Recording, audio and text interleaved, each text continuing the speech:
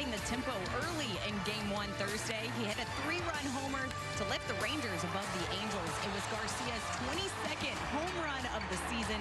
Now just 3 homers shy of becoming the 5th player in franchise history with 4 straight 25 home run seasons. More importantly, it helped Texas secure their 3rd consecutive win, and now they've won 8 of their last 10. We're going to take you up to first pitch of Game 2 right here on Rangers Live, presented by Smoothie King. We have a very special pregame show to get to here from Globe Life Field. Hello, everyone. Welcome inside the ballpark alongside Mark McLemore. I'm Madison Hawk. As I mentioned, a very special day in the words of Rangers fan favorite Elvis Andrus. It is a day of joy. He officially retires with the Texas Rangers today, signing a 1-day contract. We're going to hear from Elvis. We're going to watch him throw out the ceremonial first pitch alongside his son. We're going to hear from his teammates, former manager Ron Washington. A lot to get to, a really exciting day. But, Mac, let's start by recapping yesterday's game. Yes. Cody Bradford pitched a really good game, but El Bombi brought the fireworks. Yes, he did. He got things going in the bottom of first inning. Got a couple of runners on. El Bombi gets a fastball out over the middle of the plate, and he promptly crushes it into the Rangers bullpen in right center field for a 3-run homer. That's all the offense the Rangers would need last night, because Cody Bradford was on fire once again. 6 solid innings, a couple of walks, just 1 run. A fantastic outing again by Cody Bradford, his 7th quality start of the season. Yeah, and you heard Cody Bradford mention after that start, well, he didn't think it was as good as we thought, but that is that locked in, that growth mentality. And then the bullpen comes in and shuts it down. It starts with that huge double play where Jose Leclerc was able to get himself out of that jam. Yes, he was. He got a ground ball double play and got over to first base to cover it. Nice pick by Lowe. Nice turn by Josh Smith at second. And then Leclerc getting over to cover. And then the bullpen, the dynamic duo comes in.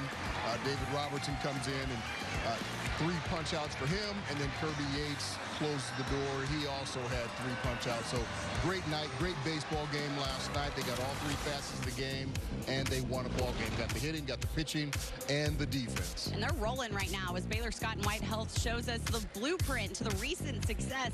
Take a look at this. The Rangers have won 8 of their last 10 games for the first time since August 5th through 15th last season. The hitters 2 strikeouts last night, tied fewest in a game this season. And as for the bullpen, we just talked about it. 3 innings, no runs, 7 strikeouts.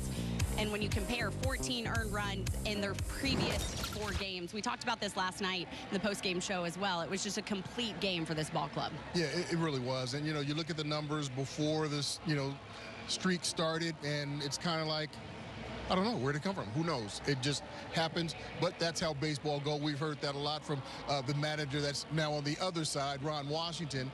It's sometimes just hard to explain when Rangers are 8-2.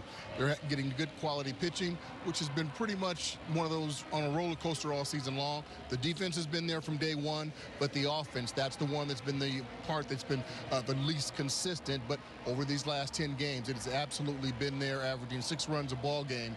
That's what you want to see, and hopefully they can keep things going this way. We talk about the bullpen. We've got to continue to give some flowers to David Robertson, because what he is able to do at 39 years old, 16 years in the bigs. He came in to pitch the 8th inning. He had 3 strikeouts, which moved him to tying Francisco Rodriguez, K-Rod, for most strikeouts as relief pitcher with 1,142. Put that into perspective. You talk about this all the time. It's hard to stay up here, and he's making it look effortless. Yeah, you don't see that happen very often. And, one of the things you have to be able to do, you have to be good, you have to be consistent, and you have to stay healthy. And that's exactly what David Robertson's done. 16th year in the big leagues, 39 years old. This guy looks like he's 30 years old. He comes prepared. He's ready, keeps himself in tip-top form. Whenever the manager wants him out there on the mound, he's ready to take the ball, and he goes out there time in and time out, throwing quality strikes day after day. And that's the MO of a quality reliever, a veteran reliever that stays in the big leagues for 15, 16 years. You have to be able to throw strikes, and D-Rob does that one of the best. And still has the stuff to continue to strike out guys as well. Let's go ahead and roll out the Rangers batting order for Game 2 against the LA Angels. Marcus Semien in that leadoff spot. Wyatt Langford in the 2-hole. He's been hitting really well there. Adolis Garcia batting cleanup. Take a look at Josh Young in the 3-hole. He had a really good night last night. He was 3 for 4. And you take a look at his numbers in his last 7 games. He had 5 RBI as our Smoothie King Pack More Power In is going to highlight Josh Young. Last night, as I mentioned, 3 for 4, 3 singles, but the first 3 hit games since April 1st, right before he went on the IL. I'll tell you what, his last hit, there was a runner at first base. You had the shortstop, there it is right here, or the second baseman playing up the middle. Josh Young took that pitch, middle in. Could have easily had turned on it if that's what he wanted to do, but he saw that hole on the right side and took advantage of it. Got a base hit to right field and put him in a really good position to score runs. Didn't get another run from that point on, but it was just the game plan that he was able to execute in that situation. And you mentioned in yesterday's pregame that you want to see Josh Young, Wyatt Langford have big months in September. If they can consistently do that, it's going to be good signs of what's to come with the talent inside this club. Yeah, for sure. And we've seen Josh Young. We've seen what he can do. He had a tremendous year last year. Unfortunately, this year, he was hurt and missed the majority of the season. So we know pretty much what Josh Young can do on a daily basis. But I'll tell you what, Wyatt Langford, he's gone through some, bumps and turns and some growing pains. And that's what every young player does, especially that rookie year. It's going to happen. But we've also seen him progress, and that's really what you're looking for. Not necessarily for him to go out there and hit 320 and 30 home runs. If he does that, great, that's fine. But you want to see that daily progression, and I think we've seen that. We've seen an awful lot of it. He's had some hot streaks, and he's also had some cold streaks. But that's what I like to see because he has to figure out how to get out of it, and I think he's done it. Every time he's gone into one, he's been able to come out. Speaking of progression, Elvis Andrus, a guy that continued to progress each season while he was here in Texas. It's a very special day at Globe Life Field. Elvis officially retires as a Texas Ranger, a fan favorite here in Arlington. We're going to hear from Elvis alongside some of his former teammates and manager next. Rangers Live on back. Want to elevate game night? Turn on MLB Big Inning, a revolutionary way to see the biggest moments from every game, live and commercial-free. Find it on the MLB.tv home screen. MLB Big Inning on MLB Network and MLB.tv. Logan Webb, one of the best in the National League, one of the best in the game. He just dictates the tempo and the flow of the at-bat. Logan Webb is the ace of that staff. There's a moxie about him with the nasty sinker, change-up, slider combo. Very tough combination. Strikes out swinging. Gets you to go back to the dugout, shaking your head. This guy is a complete pitcher. He threw 216 innings last year in this day and age, which is unheard of. He's given them a chance to win every time he touches the ball.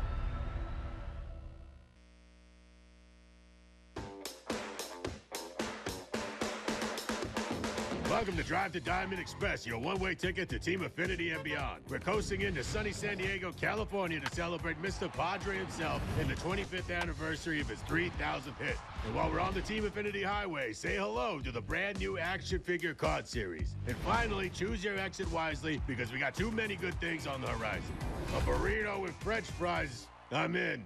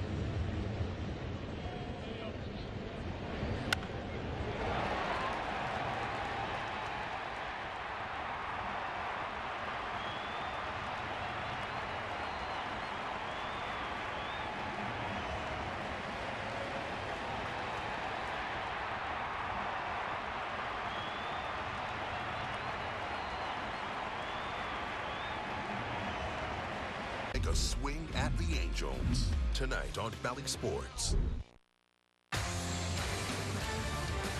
Rangers Live on Bally Sports is presented by Smoothie King. Pack more power in. It is a very special day today at Globe Life Field. Longtime Rangers shortstop Elvis Andrus signed a one-day contract today so he could officially retire as a Texas Ranger. He played 15 seasons in the Bigs, his first 12 right here in Arlington. He made his debut on opening day in 2009. You see him there alongside his former teammate and Rangers Hall of Famer Michael Young, and then his former manager as well, Ron Washington. You see him there holding up that #1 jersey. He was the first Elvis ever in the big leagues to wear #1. So he said it was really fitting. What do you remember the most about his time here in Texas? Just fun. Watching him grow up from a 20-year-old kid to the seasoned veteran, the family man. You look at when he was traded to the Rangers and then when he made his major league debut. Just watching him grow. I really got a front row seat to see what kind of player he turned out to be. You knew that the talent was there, but you have to be able to bring it out. Ron Washington, in my opinion, is one of the best managers in Major League history, and definitely was the manager for a young Elvis Andrus, 20 years old, getting to the big leagues. Wash worked him day in and day out and watched that young kid improve into one of the best players on this Rangers, or in Rangers history, and also one of the best players in Major League Baseball, especially at shortstop, playing every single day. And for a 20-year-old to be able to do that, that takes a lot. Not just physically. The physical ability was there, but the mental part of his game, he took it from a 19, 20-year-old to a seasoned Major League veteran, probably about the 4th or 5th year in the big leagues. That's a tough thing to do. He played shortstop his entire career here in Texas. So impressive. Huge piece of 5 playoff teams and 2 American League championships. His speed, though, led him to becoming the all-time franchise leader in stolen bases. His accolades go on, and we're going to talk so much about it. But in that press conference, he was joined, as I mentioned, alongside one of his favorite teammates, Michael Young, and former manager Ron Washington. It was a really special press conference, so we want to let you listen to it now. To all of my managers and coaches, especially my first manager, Ron Washington, Skip, thank you for all you did for me. I often answer the question of how I was able to play in the big league in such a young age and perform so freely and relaxed in the World Series. And my only answer always being Ron Washington. You were that person that I knew that no matter how I felt or how I was playing, you always had my back. Thank you, Skip. I rode him hard. I rode him hard only because I knew what he has become today as a man and as a family man. It was always in him. But at 18 or 19 or 20 years old, how do you recognize that? So that's where I came in, that's where Mike came in, that's where Ken's came in, that's where all the teammates he had came in. Right now, I look at him, and he deserved where he is, and he was the most part of it. All we were guidance. We just guided him. You can guide people to the water, but you can't make them drink. You can give a lot of people information about things that is right, but until they decide that is right for them, you never know. But he always knew that it was right because it was love from the beginning.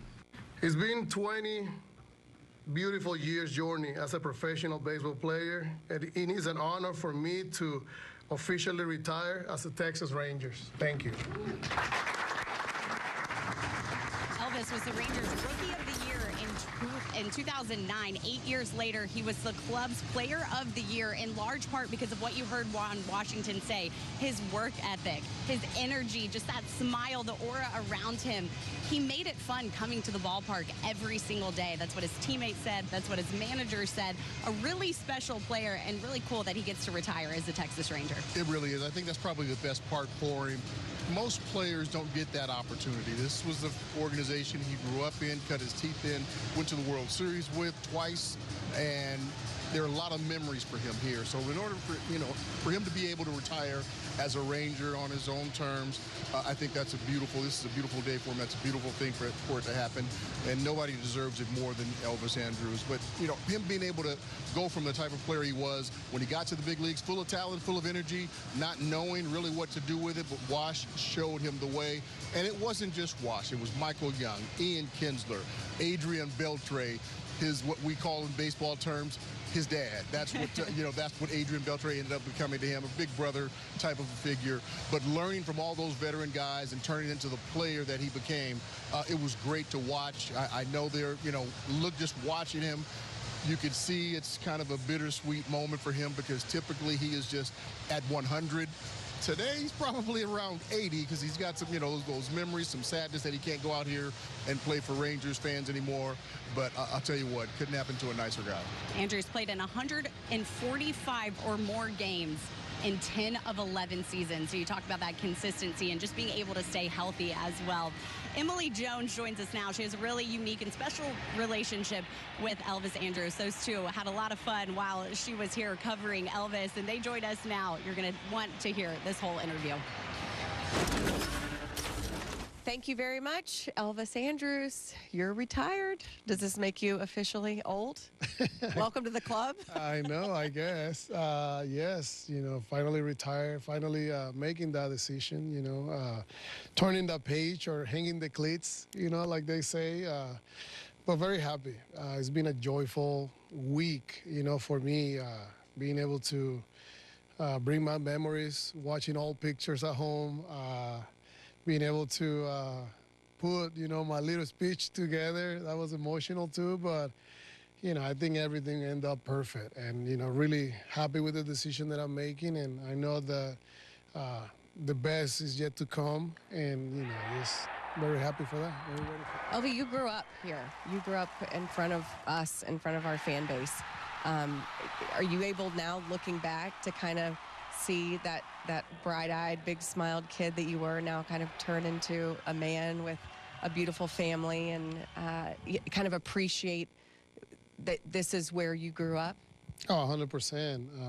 I was not going to retire without being, as a Texas Ranger for sure. That was something that, we even talked last year. I was like, don't worry, I'm either going to end up playing there or retiring on a one-day contract. And for me, doing it this way, it was very important because it's important for me and for my family to show the Texas Rangers and to show, Texas itself, how special and how much they mean and where they are. They are in my heart. And that's why, I live in Frisco and Texas is my home and I defend it. My pride goes really high, and I learned that from being a Texan. But yeah, just retired as a Ranger, it means a lot for me. And all of my 12 out of my 12 year was here. All the memories, they're here. Majority of my biggest teammates and best friends are from the Texas Ranger organization. So, just give back pretty much, a salute to the Texas Ranger and just express how happy and how blessed I've been and grateful for what they did for me. Well, Elvis, thank you so much for all the memories. We loved watching you grow up right in front of our eyes. We're thankful for all that you did for this organization, and we hope to see you around here a lot more soon. And if I retire, you can take over for me. Yeah, I don't know about that. We'll see. I think they're tired already of my face. So, but no, thank you, Emily. You mean a lot to me. You know that. And thank you to all the members of media. You guys pretty much helped me grow up, from when I was 20 to now 36 years old. You guys mean a lot. You guys pulled my ear too when I was a little cocky, and I love it because he shaped me, to be the man that I am right now. And, I love you, and we got to do it one more time, on top. All right. Up top, Elvi. Love you. So special. And here's Elvis walking out to the mound with his kids as they're getting ready to throw out the ceremonial first pitch to Elvis's longtime teammate, Michael Young. This is really special, Mac. Help put this into words. I'll tell you what. It's definitely special for Elvis, not only, you know, growing up in this organization, but I think the best part for Elvis is that his kids are able to share it with him today, because they weren't here when he first got to the big leagues, obviously, and you see them looking at themselves on the big screen right now. That's incredible. This is what he's going to remember the most about this day, is that his kids helped him celebrate this, and his son gets to throw out the first pitch to Mr. Ranger, Mr. Michael Young. Hey, great pitch there. Very nice. that is a very special moment for the Andrus family, for sure. And this is what it's all about, right? He's the Rangers' all-time postseason leader in multiple categories, but to those little guys down there and little girl, he's just dad. And he has been able to be a great dad to them throughout his long career, spending 12 of those seasons right here in Texas. Elvis Andrus officially retires as a Texas Ranger. Baseball is a sport, pero la verdad es que para nosotros el béisbol es otra cosa. El béisbol es un corrido, un dembow y un reggaetón prendido. Es un plácata bien fuácata. Eso es otra cosa.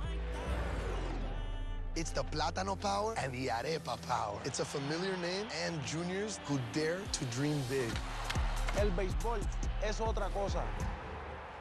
You know who's hot right now? Your guy C.J. Abrams. The Nationals all-star candidate at shortstop. C.J. later. I love watching the guys that are just continue to get better and better. He's getting it going. I've always loved C.J. Abrams. He is a complete hitter. Just getting better any way I can. As soon as he went to the leadoff spot, that's when the national season changed. Welcome to the C.J. Show. I want to get to the next break.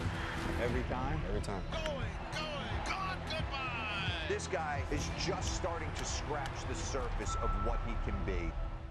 Intentional Talk, where baseball players reveal their biggest secrets. When I was a kid, I read the Percy Jackson books, and I forgot how they ended, so I've recently started reading them. I'm legitimately reading middle school-aged books right now. Intentional Talk on MLB Network.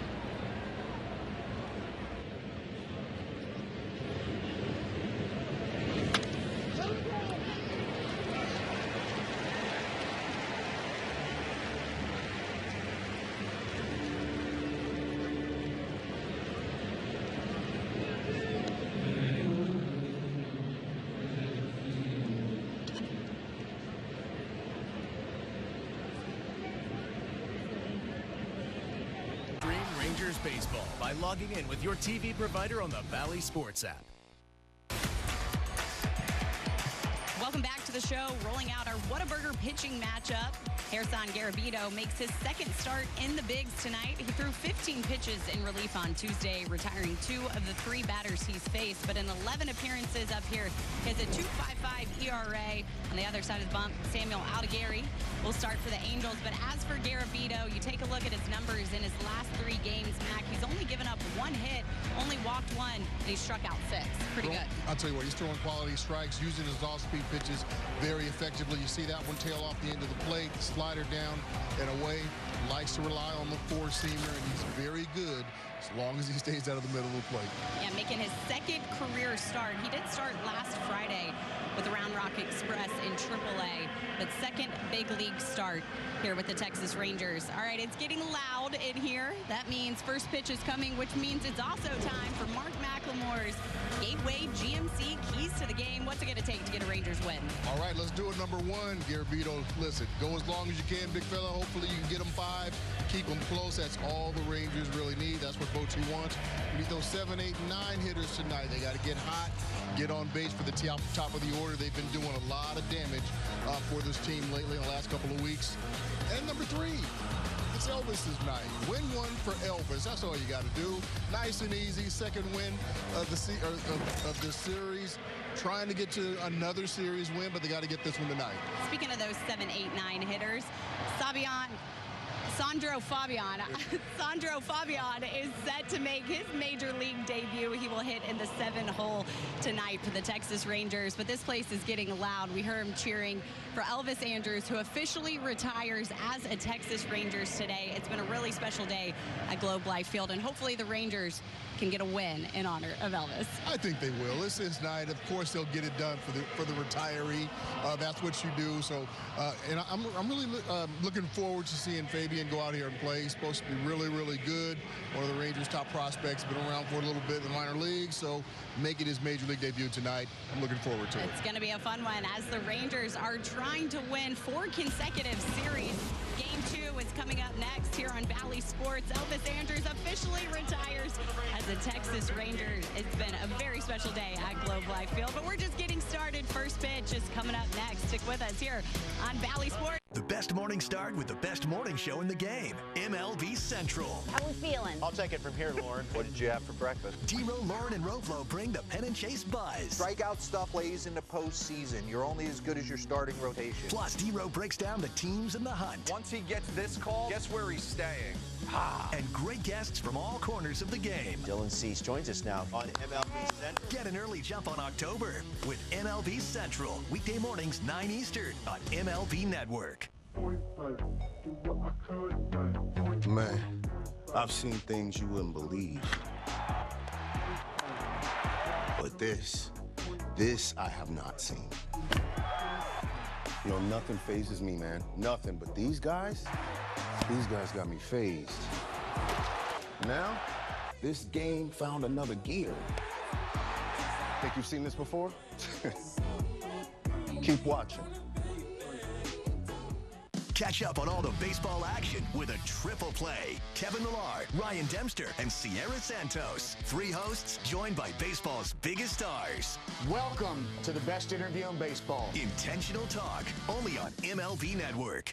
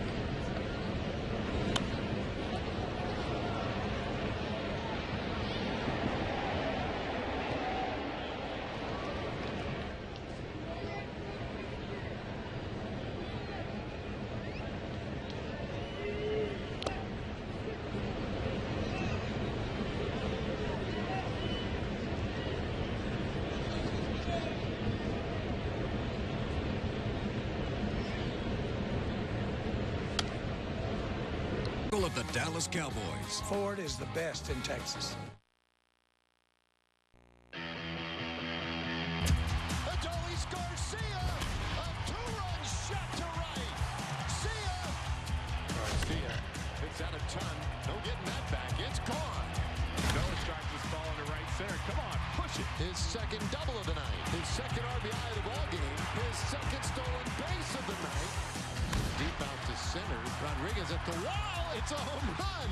This ball is just covered by the bat of Adolis Garcia.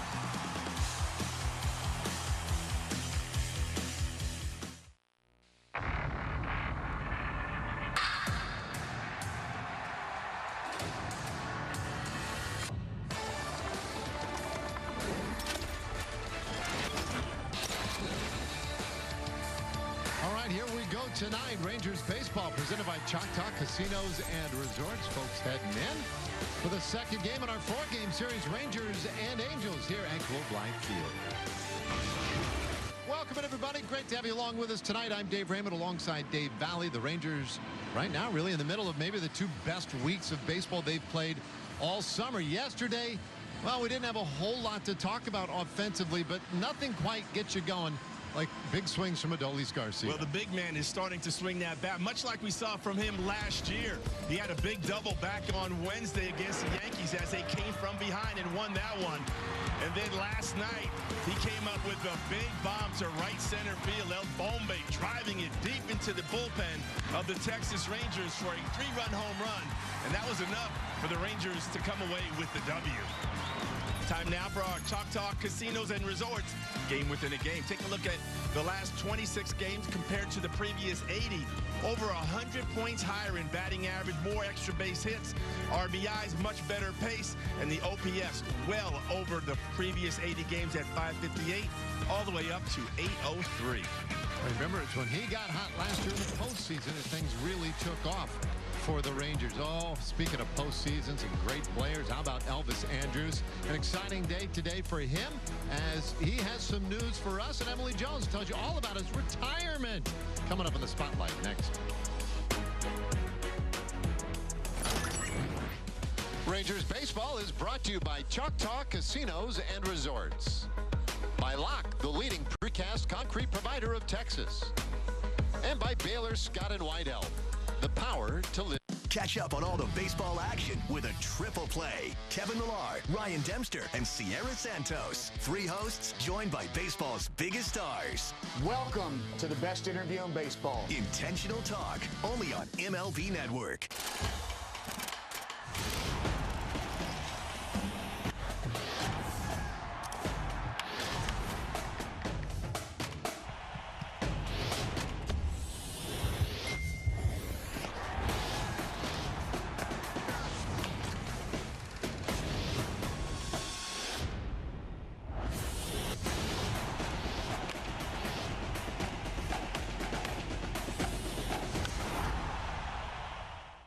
Morning start with the best morning show in the game, MLB Central. How we feeling? I'll take it from here, Lauren. What did you have for breakfast? D-Row, Lauren, and Roflo bring the Penn and Chase buzz. Strikeout stuff plays into postseason. You're only as good as your starting rotation. Plus, D-Row breaks down the teams in the hunt. Once he gets this call, guess where he's staying?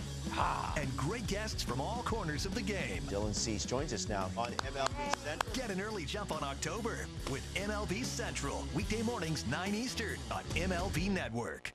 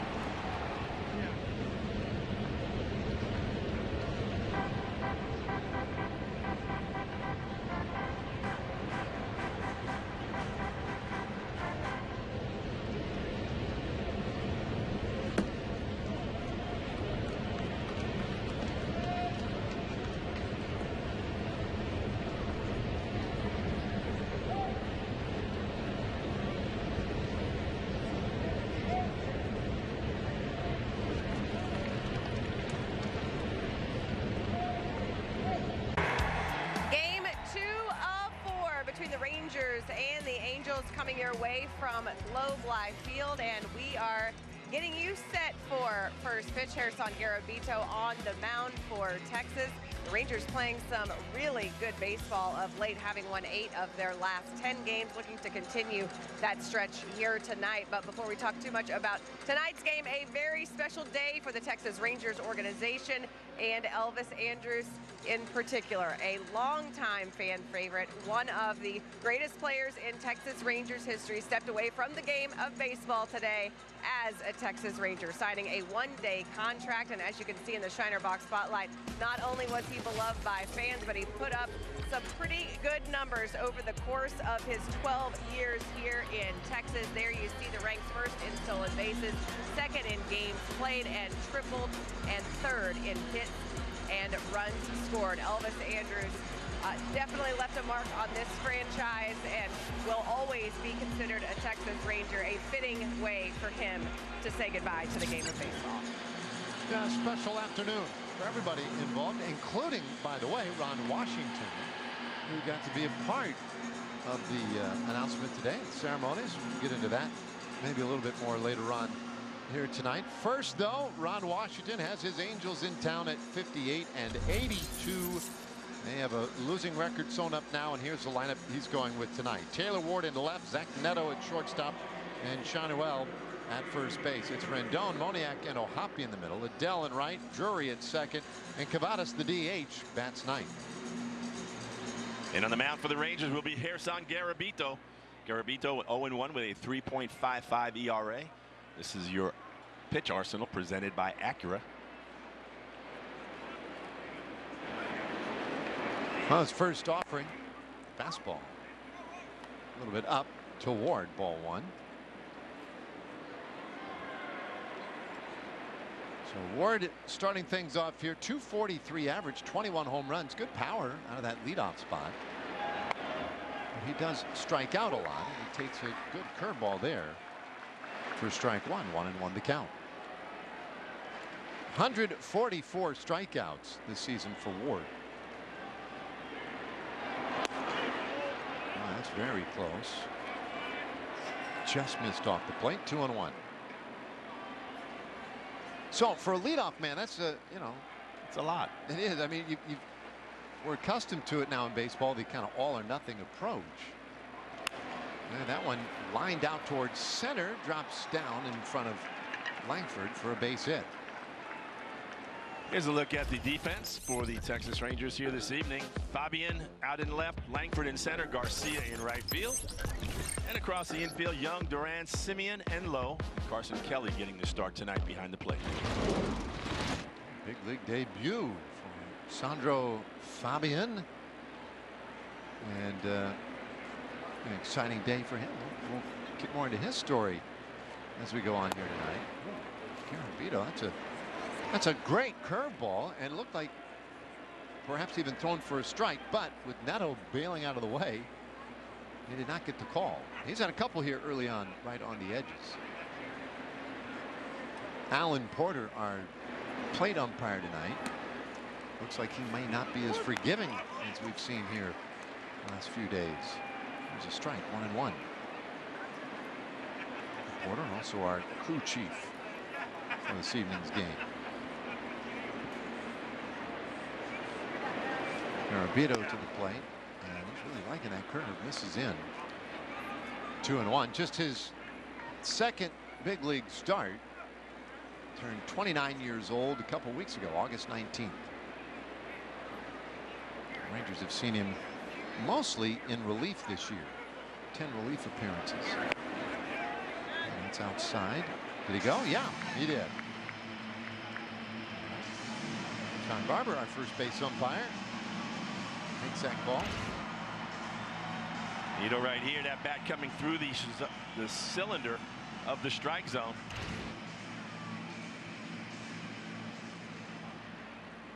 He has been one of the hotter hitters for the Angels. 287 over the last 49 games with 9 homers.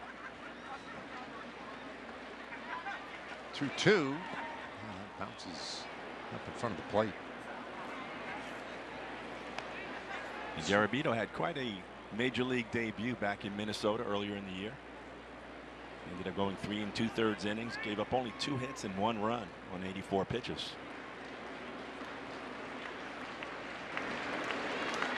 His payoff to Neto. Bouncer third base. Young has it to second base for 1, on to first. In time, double play. And they went all the way around the horn for that one. 5-4-3. Josh Young gets it started, though. Watch how quickly he gets rid of this ball. He realizes his time is of the essence. And Simeon with a strong throw across the diamond to first base to get the double play. Looks like the Angels are going to want to take a look at it. Here we go. Alan Porter says, well, forget it. I was going to make an announcement, but something's not quite working right. So this goes back to New York. Oh, yeah, he's safe. Going to be safe. So Angels this year, they've been successful on 16 of their 28 challenges, and that number is going to improve even more. This will be overturned. What we thought was a double play will just be a fielder's choice with a force out at second, going 5-4. Well, Porter now, interesting, calling in the rest of his crew here as Ryan Blakeney comes in from second base. It may be that his communication pack, Porter's communication pack, might not be working. Looks like he's saying, yeah, I can't hear you. After review, calling the field is overturned. The runner is safe. Los Angeles retains their challenge. Yeah, there you go. So yeah, there's something wrong right now with Porter's technology. And so anyway, we basically knew it was going to happen there, and that is that Neto is on, and he's had trouble with the double play, Zach Neto. So he reacted right as he crossed the base like, you got to be kidding me. He's hit into 12 of them. So his tantrum led to the challenge, and now the overturn. Now Nolan Shanuel. And he'll go after the first pitch and line it down the left side, foul.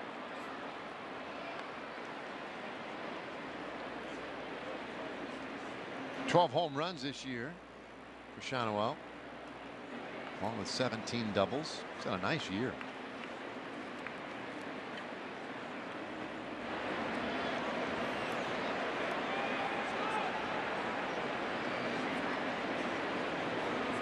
So Garabito ready again. The infield sets up for Shanuel to pull it to the right side as they check in on Neto. Neto, by the way, is worth noting at first base. He does run well, 27 steals.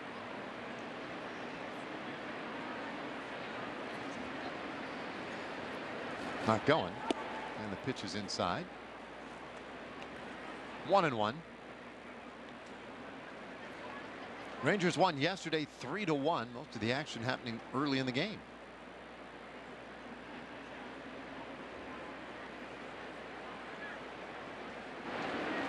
And the 1-1 pitch fouled away. Which is awfully nice to get some runs up on the board early, as the Rangers did yesterday. A 3-run home run by Adolis Garcia. Who would have known that that would have been enough for the entire game? Yeah, you kind of had a feeling like, okay, they're going to put up a big number today. A fun night. Got quiet after that first, though. Oh, good pickoff move. Neto just got back in there. Get another look right here. Yeah, looked like the extendo oven mitt got there first. Neto really jumping around, not going again though. And Shanuel fouls that one away. Neto was really active over there. They've thrown over twice, so I guess he does have a little more liberty. Because now, if Garabito is to throw over to first base, he has to get him. If he does not get him, then it's a balk. And Neto will be awarded second base. Fouled off again. Now, one consideration yesterday in that game was the fact that the Angels, they did not arrive to the Metroplex the previous night until like 4 or 4:30 in the morning. 1-2 pitch. That's hit well out to right field. Garcia was in his tracks. Now goes back, and he just does make the catch. Boy, he got a weird read on that initially. Fortunately, he was able to make the adjustment. And he takes care of Shanoel. Well, it ends up being an out, but it wasn't a pretty one with the route that Garcia takes to get to this baseball. You see him backpedaling. Anytime you see an outfielder backpedaling, that's a bad sign. But he's able to reach up and snare it. It looked like he thought that ball was going to be a lot more shallow as he came in and then had to go all the way back to the wall. Air conditioning must be blowing out. Here's Rendon. Anthony Rendon, third baseman for the Angels. .225 average. Nary a home run, 13 RBIs. And he shanks that one to the right side. 0-2. Yeah, this was a rough sign for the Angels. That is an understatement. 0-2. Bouncer, shortstop. And they'll go the short way to force out Neto. And in the inning, so nothing doing in the first for the Angels. Now the Rangers. Marcus Semien leads off. The hot Wyatt Langford and Josh Young will follow. Can't recall another baseball game where emotions ran so high. There it is! Fly ball to deep right field. It's out of here! It's gonna go! What a play by Aaron Judge! Experience game-to-game coverage of the night's biggest moments, live and commercial-free. MLB Network Strike Zone, Wednesday and Friday nights all season.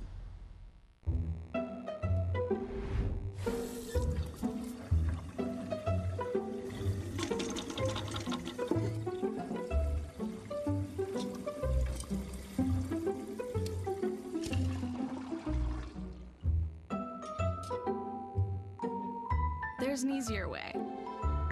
From repairs and cleaning to remodeling and more, Thumbtack makes it easy to care for your home. Download the Thumbtack app and start caring for your home today. Want to do anything this weekend?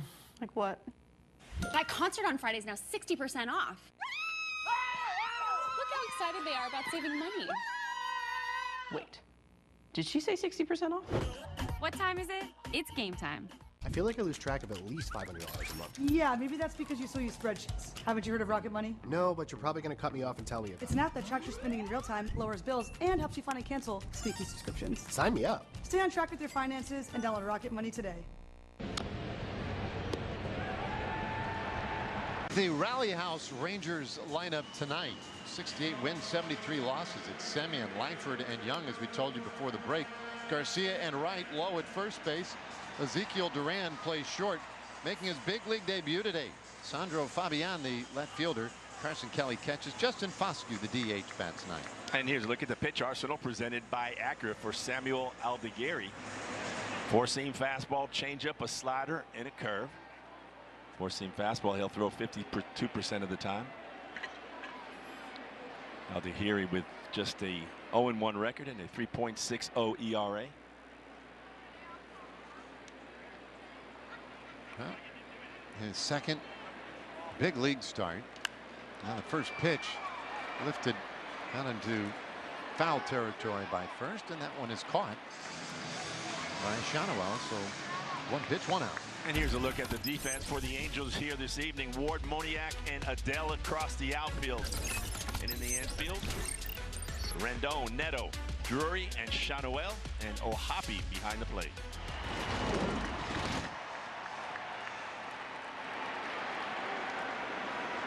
All right, Wyatt Langford. He seems to have settled into a pretty nice groove here as the season winds down, and he'll take ball one. 1 for 4 yesterday. 8 hits on the homestand, including a couple of home runs. One of them a grand slam.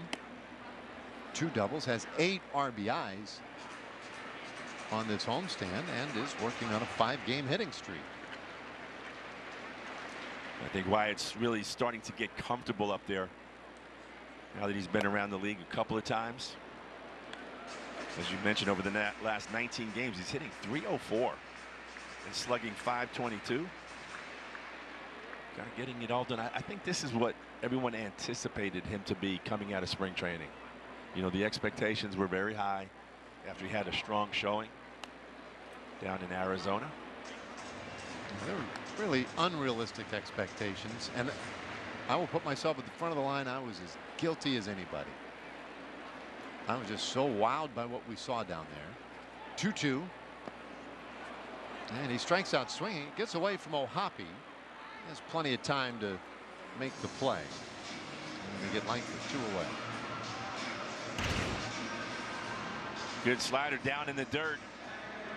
You don't often see Wyatt Langford chase pitches out of the zone this far. But the left-hander gets him swinging over the top. Hey, as a catcher, Val, when that one gets away, a strike 3 like that, and you've got to get up, find the ball, throw the guy out. Is that at all a panic? To me, it feels like initially, a panic moment. Until you find it. You gotta, if you see it, you're not panicking. But if that ball squirts away, you can tell as it hits your body or your glove, like how hard that contact was. Like if it's a soft thud, you're going to be able to find it. But sometimes they'll ricochet, and then all of a sudden you're going, who's running? How much time do I have? You got to get up off your knees and get to the ball. Well, Aldegheri's retired the first 2 he's faced. Now the big lefty works to Young. And that one lined foul. Strike 2. Young with 6 homers and 14 RBIs now. That's the average up over 280. The on-base percentage up over 300. And he bends away from that one. 2-2. Had a great night last night. Josh with 3 hits. And for the homestand, hitting .417. But Hayes strikes out swinging. Aldegheri really sharp. A 12-pitch first for the Italian lefty. And we'll go to the second inning. No score. Super easy to hit. Introducing the new BXG Black Ops irons, our first game improvement iron. It's a larger face heel to toe. It launches the ball high in the air and really far. Much higher levels of forgiveness. You set that club down, creates a lot of confidence. It's supported by this X-Core calling material. And that's where you get improved ball speed. If you're looking for a distance, forgiveness, and feel, Black Ops irons are going to be for you. BXG, nobody makes golf clubs the way we do, period. ED has affected my confidence. My wife, Sherry, says it doesn't matter, but it matters to me. I found Hims. The app is easy. It's on my phone. I can order anytime I want. Hims has been the difference in my confidence. It was better for both of us. Get treatment for ED with doctor-trusted medication.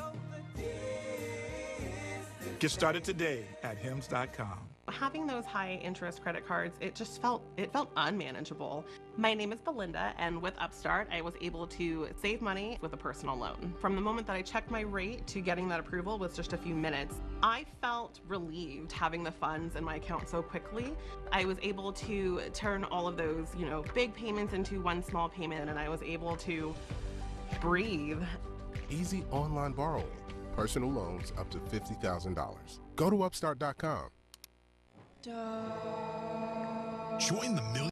Top 2, no score here between the Rangers and the Angels. Gerson Garabito back out on the bump for Texas. And in talking to Bruce Bochy before the game about kind of what he's expecting out of Gerson, he said, look, we're going to let him go as long as he's feeling good. They do feel like they have good coverage in the bullpen as far as the guys that are available out of there. Probably the only guy not available at this point in time would be Kirby Yates. But they do feel like they've got other options if Gerson starts to waver a little bit, but they're going to let him go. Take the leash off him. Back in that debut that we were talking about against Minnesota, he ended up throwing 84 pitches that day. First time we'd ever seen him. And Moniak hits a fly ball to center field. Takes Langford back a few steps. And that's the first out of the inning. I liked it. I thought Garabito acquitted himself well that day in Minnesota. We've seen him in relief 10 additional times, and he's been really competitive. The one thing that never changes with him is this calm exterior. I mean, we talk a lot about guys having a slow heart rate. Man, he's just so relaxed out there, it always appears. He told me after that start, no, I was definitely feeling the nerves, but largely seems unrushed by everything happening around him. That's a little bit out, 1-1 to O'Hoppe. And I guess in some ways with Garabito, he's playing with house money. It looked like he was as far away from pro ball as you could get just a little over a year ago. He had been in the minor league organizations of the Royals and the Giants, but the last time was in 2021. This one's popped up back behind the plate. Kelly has room though, and they get O'Hoppe. 2 away. So in 2021, when the Giants gave up on Garabito, then he was left to figure it out on his own. Where could he find places to play? And he'd end up pitching in Nicaragua, in Venezuela, the Dominican Republic, and Mexico. He was playing in winter ball leagues, and in some cases in these rather loosely sanctioned, basically adult leagues. And one day just kind of popped up in Santiago, Chile, in one of those tournaments, an international tournament of adult league players. And the Rangers got a call. Ross Fenstermaker got a call from an old contact from the Dominican who was a trainer. He said, hey, there's a guy down here throwing pretty well. It's, maybe not the greatest competition, but his arm's pretty good. Rangers followed up, signed him. And in rather short order this year, after just a handful of outings in the minor leagues, shows up in the big leagues on May 26th to make a start. You talk about unknown to pitching on a big league mound in almost unthinkable fashion. He's one of the great and cool stories in a long time. It really does sound like a movie. Yeah. Just happened to be seen in Chile. And then he shows up in Minnesota on the big league mound. You're a forgotten man when you're pitching an adult league tournament in Chile. A 1-2. That's high. Now, kudos to the trainer too, by the way, who thought to put a call and say, I don't know, when you see a guy throwing hard and still really working on the craft the way Garabito was, he never gave up hope. That's cool that somebody would do that for you. 3-2. And he strikes out Adele. First strikeout of the night for Garabito in a scoreless 12-pitch second inning. We played an inning and a half. When we come back, El Bombi, Adolis Garcia will lead things off. You know who's hot right now? Your guy C.J. Abrams. The Nationals all-star candidate at shortstop. C.J. Later. I love watching the guys that just continue to get better and better. He's getting it going. I've always loved C.J. Abrams. He is a complete hitter. Just getting better any way I can. As soon as he went to the leadoff spot, that's when the national season changed. Welcome to the C.J. Show. I want to get to the next break. Every time. Every time. Gone, goodbye. This guy is just starting to scratch the surface of what he can be. Join the conversation on Intentional Talk. I had a moment with a turtle. I was out snorkeling. He just turns right in the water and looks dead at my eyes. We connected, and I was like, yeah, I got you, buddy. Intentional Talk on MLB Network. Since its inception, the Boys and Girls Clubs have been more than a fun place for kids to go after school. For some, it's been a second home where they can learn, play, and grow. Thanks to the partnership between Major League Baseball and Boys and Girls Clubs, children of all backgrounds have access to safe spaces. All right, let's go take a selfie. MLB Together and the Boys and Girls Clubs of America, empowering children and building futures. Bring it in.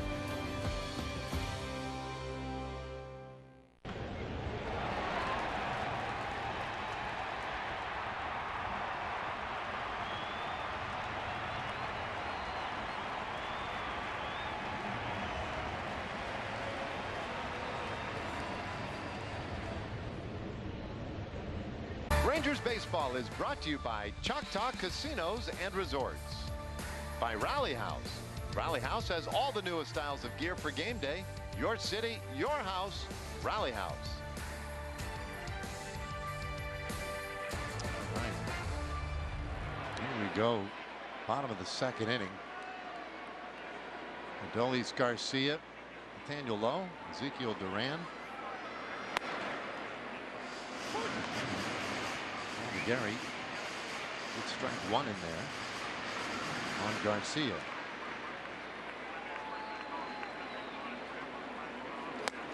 He's swinging a miss at the fastball, so well, he's filling up the strike zone through 12 pitches in the first inning.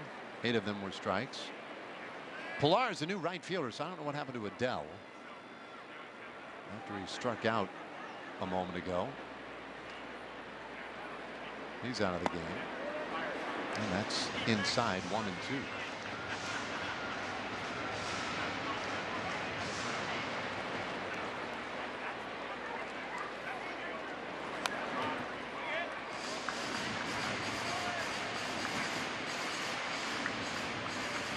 Garcia, as we highlighted in the open, has been swinging the bat so well in OPS over 800 over the last 26 games. A little bit low, 2 and 2.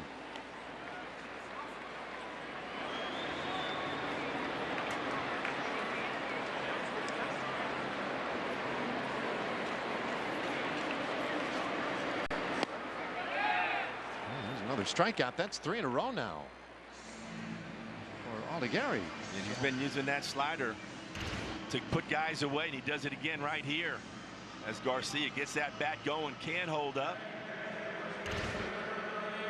Slider has a very late break to it. Good action going down and into the right-handers. Rangers have struggled against left-handed pitchers this season. Just 15 and 21 against left-handed starters. Yeah, that was really kind of the huge story the first, I don't know, couple months of the season for the Rangers. Remember, they went out in May and traded for Robbie Grossman. Got him from the White Sox largely because they were having such a tough time with left-handed starters. It seemed like they had turned it around for a little while, but overall the numbers this year have been a little troubling. And part of that too, Josh Young was hurt for a long stretch. Langford got up to the slow start, and they need those 2 right-handed bats to be good.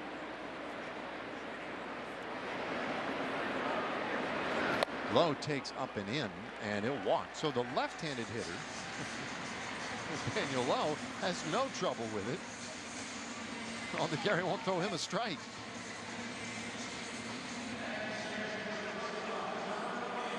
The Rangers have their first base runner of the ball game, and to bring up Ezekiel Duran.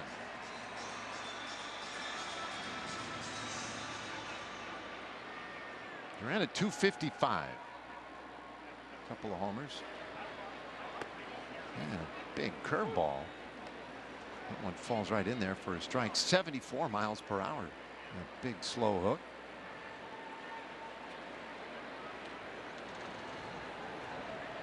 And now Porter breaks things up for a moment here, trying to get Aldegheri's attention to let him know, hey, listen, man, we gotta be making eye contact.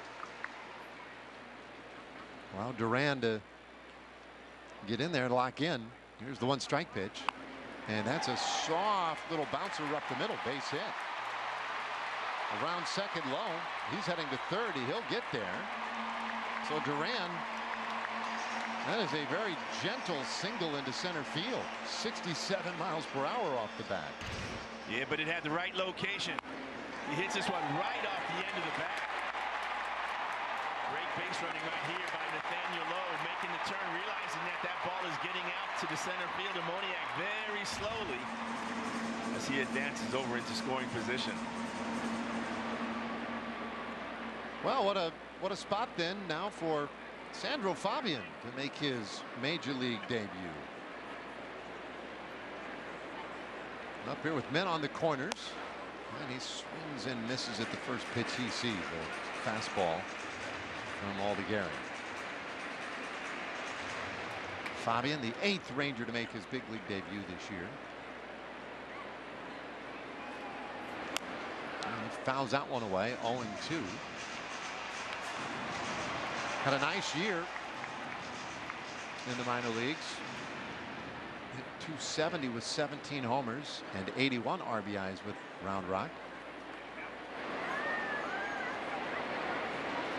Came up on Wednesday and watches one inside. 9 seasons in the minor leagues, most of them with the Giants organization. He's been with the Rangers the last 3 seasons. Giants signed him out of Santo Domingo in the Dominican Republic. We saw him at spring training this year a little bit. Up and out. That's 2 balls and 2 strikes. He had some good numbers down at Round Rock. Yeah. 17 home runs in 116 games. Yeah, there's some power in there. There were years when he was with the Giants in the minor leagues where the strikeout numbers, I think, were a little concerning. The Giants were certainly worried about it. He made some adjustments, though. There were some years where they saw marked improvement in that regard. 2-2, and that's tight. Full count. So Aldegheri making his 2nd major league start. Fabian with his first major league at bat. Here's a 3-2, and that's in the air, right field. Coming in, Pilar will make the catch, tagging at third low, but he'll have to hold.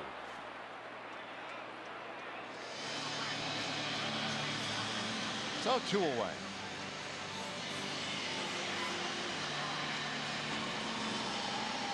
We'll bring up the veteran Carson Kelly.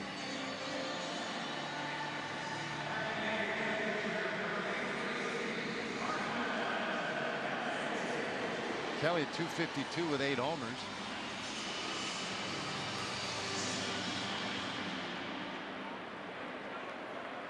There's Nathaniel and Duran.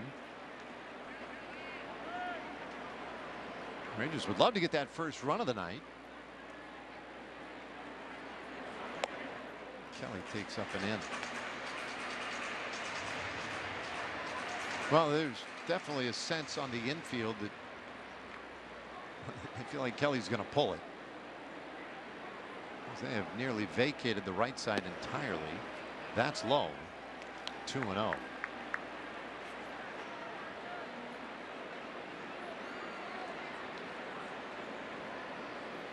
Probably drive maybe three Mack trucks through the right side over there. Somebody with a CDL license could. I could do 2-0. That's in there for a strike.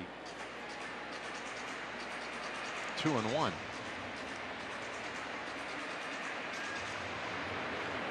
Aldegheri, he looks pretty rather poised as well. Both he and Garabito. Guys don't seem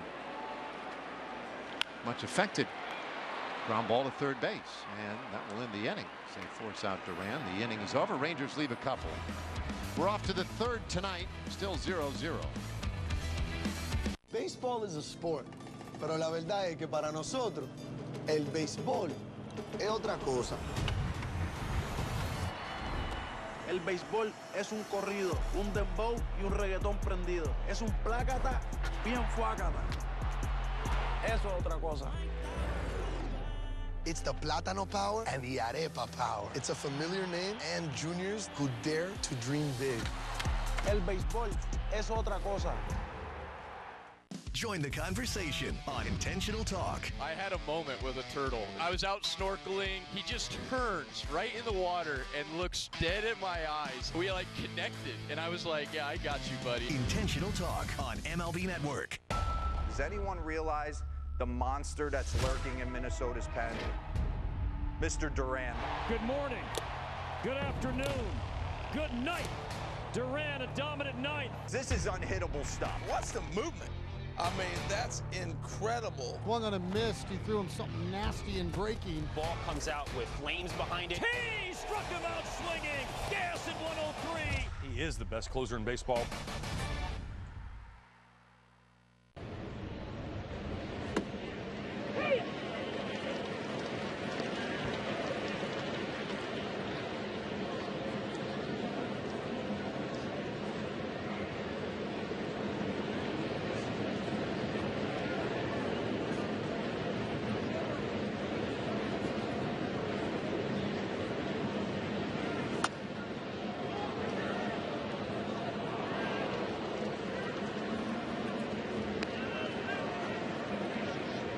The MLB Ballpark app will complete your next visit to your favorite ballpark. Buy and manage game tickets, redeem offers, access exclusive content, and much, much more.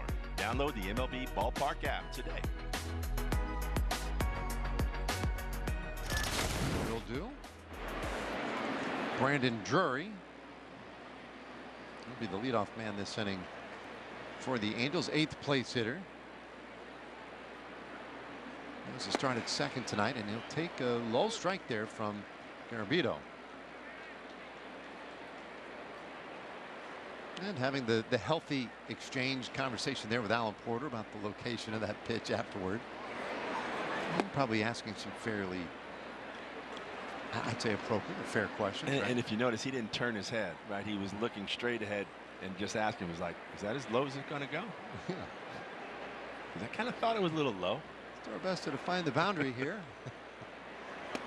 1-1. There's a good curve again. Boy, that looks like Garabito has a real feel for the curve tonight and wants to throw that a lot.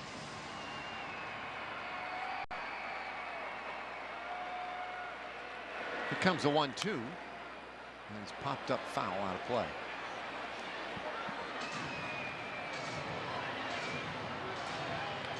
Well, this is game number 142 for the Rangers.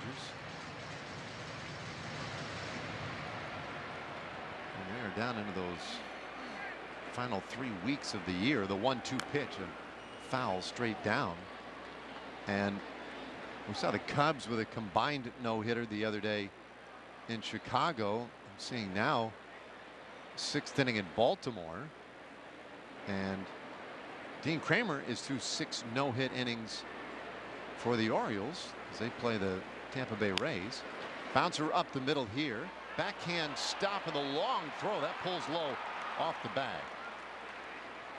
Semien had gone a long way to get to that baseball, and that's just a pretty good effort even to make a throw. Yeah, it looked like he gets thrown off a little bit right here as Duran goes diving.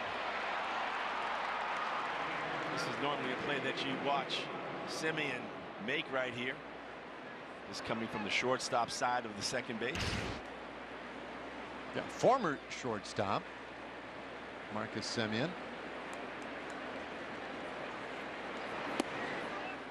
Cavadas now, Nico Cavadas, the designated hitter for the Angels, and his average below 100.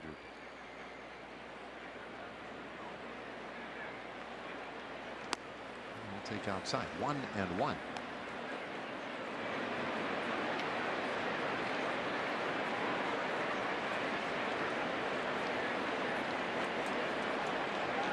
Cavadas has only played in 13 games this year.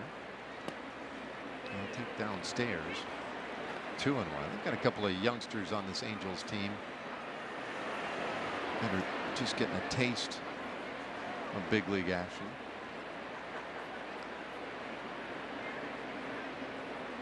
Here's a 2-1. Another curveball there. 2-2. But with the situation that the Angels are in right now, 9 consecutive losing seasons, you would imagine that some of the younger players who they're hoping will turn into everyday players are going to get a bit of a chance, a little more of a chance here in the month of September.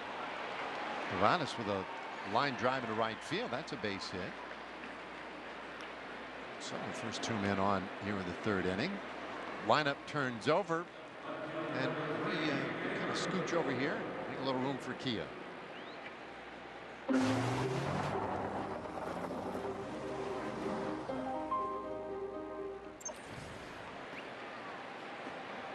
Spread out again. Here comes Taylor Ward. Had a base hit in the 1st inning.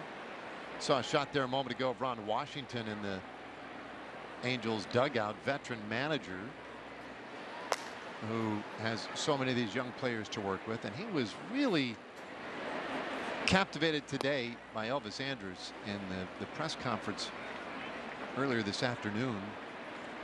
As he was up at the table with Elvis, who retired today after signing a 1-day contract as a Ranger. And one of the things that Wash said afterward, he was like, man, I wish my guys, my young players, could be here to hear Elvis talk today and just get some of his thoughts, because it's a lot of the stuff that I'm telling these young players every day, and I really want them to see how true it is and get the real life reaction from a guy, you know, 36 years old, stepping away from the game, had a great career. And I talked to Wash a little bit before the game today. Actually, he did most of the talking, but he's enjoyed it, you know, and he's excited with some of these players, and a little bit like they're doing in Oakland. And we saw some of the great young players that Oakland is bringing along now, like Lawrence Butler and Zach Geloff and some of those guys, J.J. Bleday.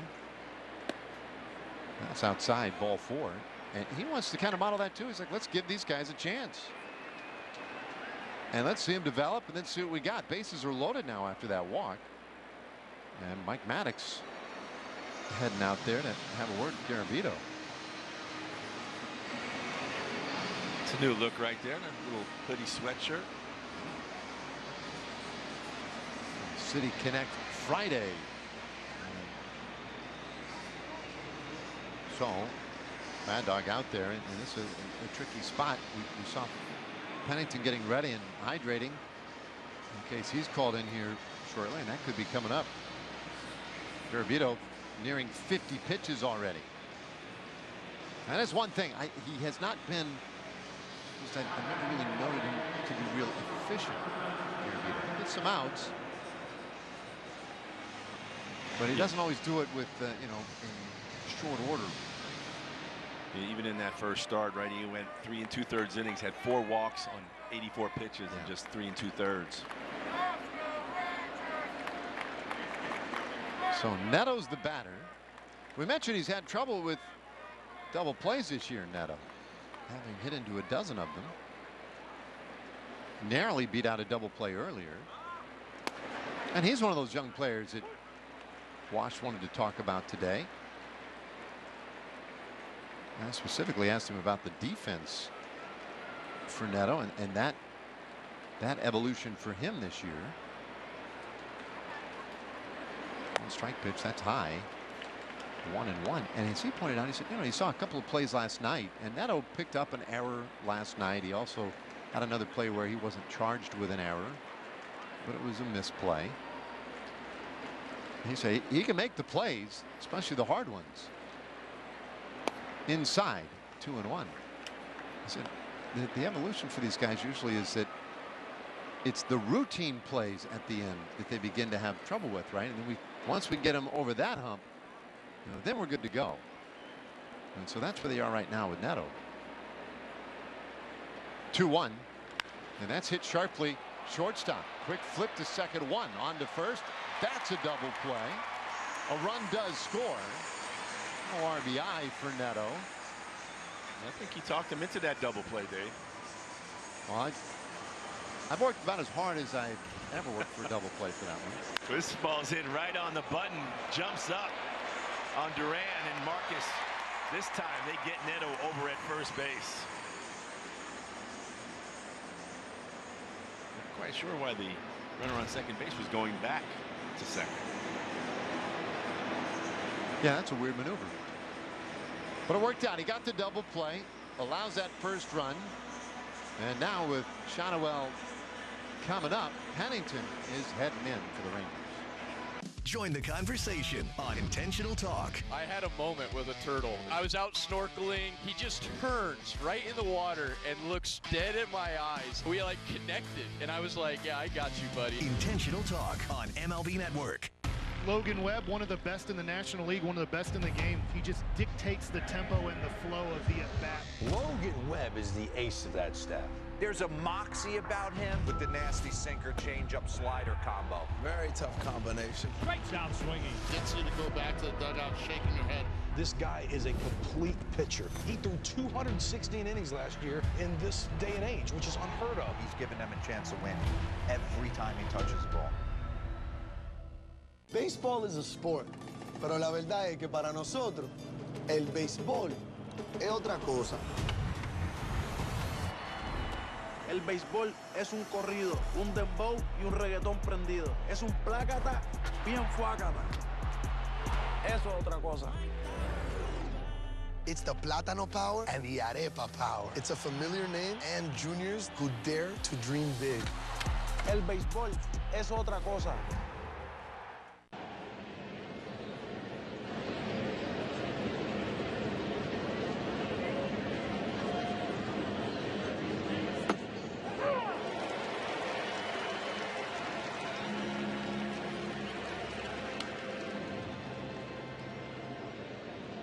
Rangers trail by 1 here in the top of the third. It's time now to take a look at the pitch arsenal presented by Acura. Walter Pennington's got the slider. He throws 38% of the time, a 2-seam fastball, a cutter, and a 4-seam fastball. First pitch, and that one is lashed right up the middle for a base hit by Shotwell. It's Cavanis to the plate. And so the Angels take a 2-0 lead, and you can close the book on Garabito. Yeah, this ball hit right back up through the middle. Not very hard, but very much like the single off the bat of Duran earlier. Hit it in the right spot.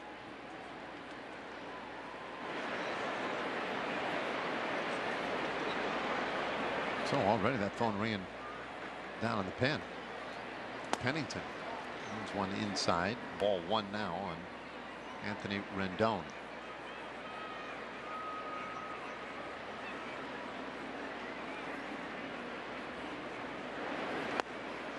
So the Angels, look, they put the first 3 guys on this inning. And when you do that with nobody out, you're thinking, okay, well, we got to get one or two in anyway. And to their credit, they have. I mean, the double play was costly, but they did get a run in. And then Shotwell contributing that base hit, that was big.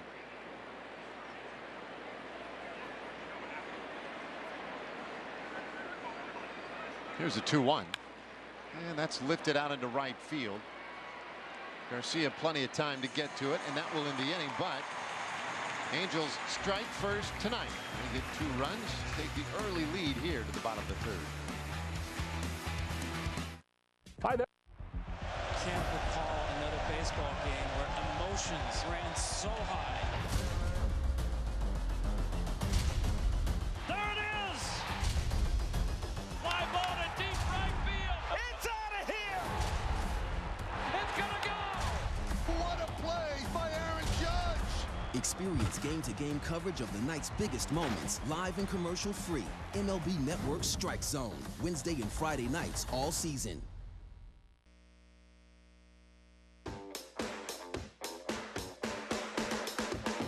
Welcome to Drive to Diamond Express, your one-way ticket to Team Affinity and beyond. We're coasting into sunny San Diego, California to celebrate Mr. Padre himself and the 25th anniversary of his 3,000th hit. And while we're on the Team Affinity Highway, say hello to the brand new action figure card series. And finally, choose your exit wisely because we got too many good things on the horizon. A burrito with French fries, I'm in. Want to elevate game night? Turn on MLB Big Inning, a revolutionary way to see the biggest moments from every game, live and commercial-free. Find it on the MLB.tv home screen. MLB Big Inning on MLB Network and MLB.tv.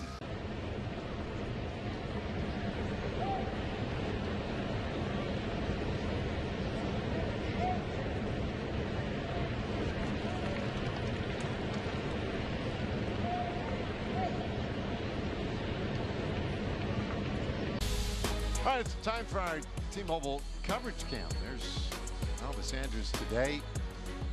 Signed his one-day contract, announced his retirement, throws out the first pitch to Michael Young. It's a great day today, a happy day. And nobody wants to retire. He'd love to play the game forever. But he did it on his terms. And say goodbye as a Ranger, which I think was really important to him and to the Rangers.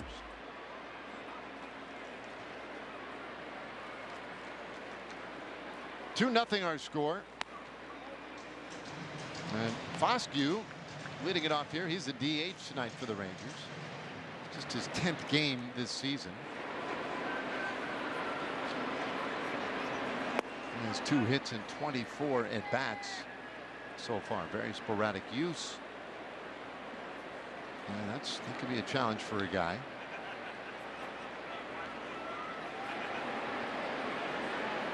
Two-0 pitch. Oh, there's a big curveball.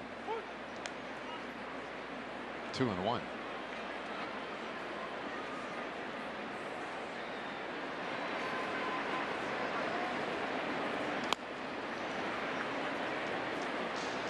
Aldegheri off the outside there. So this guy's kind of a compelling character, Aldegheri. His third 3-ball count here tonight.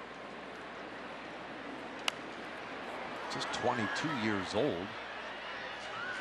And the fact that he was discovered in Italy, I mean, he's Italian born, Italian raised. And that just doesn't happen very often, that you get discovered like that and then make the big leagues by 22 years old. 3-2 pitch, and he misses. That's ball 4. Foscue is on.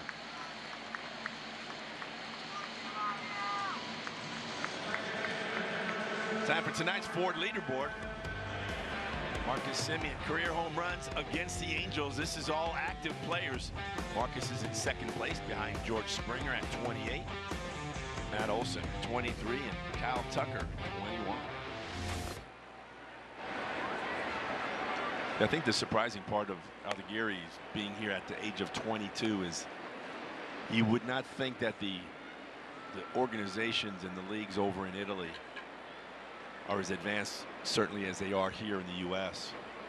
They have had baseball there for quite a number of years, though. High fly ball, short right field. Drury going out from second base. He'll make the catch rather. Former executive for the Texas Rangers, Omar Minaya, who's now with the New York Yankees, played over in Italy, a town called Castiglione della Pescaia. What? And I've heard him talk about just some of the trips he would pull into small towns looking for the baseball stadium, and to stop the bus. Go, hey, where's the baseball field? They're like, baseball? What's that? What's that?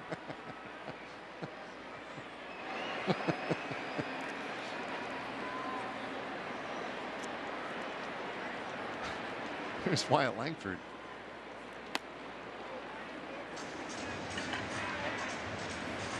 Wyatt struck out in the first inning. Yeah, I mean, so as you point out, it exists. They do play it. They have some leagues that are, fairly well defined. Langford is high in the air to center field.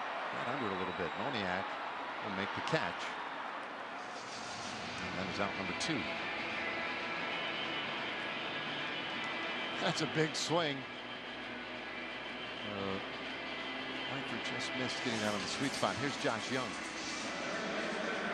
Here's soccer. Their soccer league, Serie A, is what they call their top soccer league. Well, they have a baseball league, Serie A, and his brother, I believe, played in that league. His older brother, Aldegheri's. His older brother didn't quite pan out in the same way as Sam did. And as he pointed out, he said growing up, soccer ruled everything. His parents were hard workers. His dad he worked with windows. I don't know in exactly what capacity. His mom worked as well. They didn't have time to be running them all over to play soccer. And they had a little baseball diamond that was just a couple of minutes away from their home, so they used to walk down there and just play all the time. And his brother was pretty good. His brother was a right-handed pitcher, and for some reason Sam decided, well, he was going to be a left-handed pitcher. And it turns out he made a pretty good call there. He can throw a little bit. It was a swing and a miss by Young. The former major leaguer Mike Piazza, I saw a documentary on him purchasing a soccer team in Italy. And it didn't go real well. The foray into the soccer world and ownership. More expensive than he thought? Always. Yeah. Kind of like going into a restaurant. I was just saying, like going to a restaurant, man. Seems like a good idea. In the dirt. That one gets away. And Foscue can move up on the wild pitch. Have you ever been to Italy? I have not. And we were really close a couple years ago. That slider kind of kicks backwards with the spin as he gets past O'Hoppe as he tried to backhand it.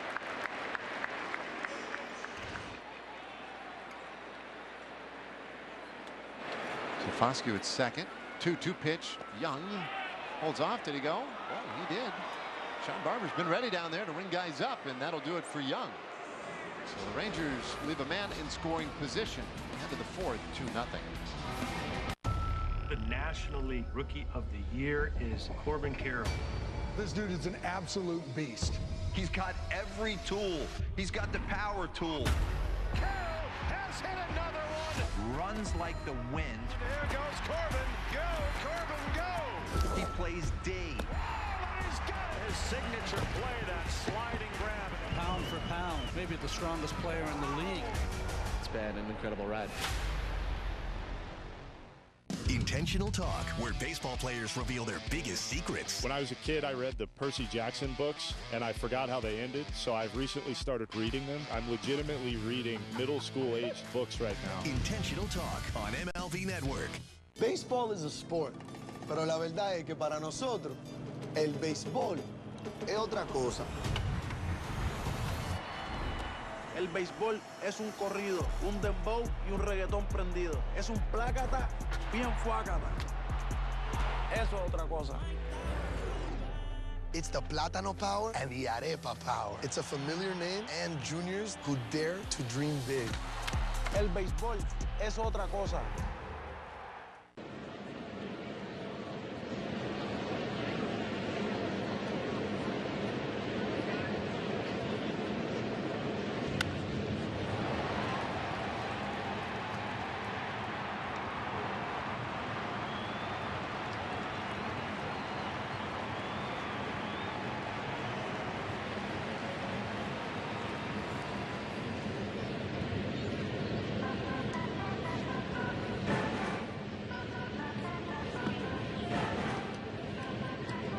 Blue Cross Blue Shield of Texas, legend of the game, Kenny Rogers. 20 Major League Baseball seasons. What a career he had. Only perfect game in Rangers history back on July 28th in 1994 against these Angels. And he is a part of the Rangers Hall of Fame class of 2011. The Gambler, Kenny Rogers.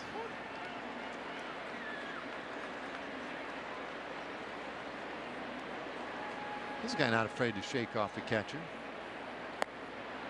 Kenny Rogers? Yeah. Yeah. A guy with strong opinions. Yeah, absolutely. He could have played soccer. Phenomenal athlete. You know, you always give pitchers a hard time thinking, you're not an athlete, you're just a pitcher. But no, Kenny was an athlete.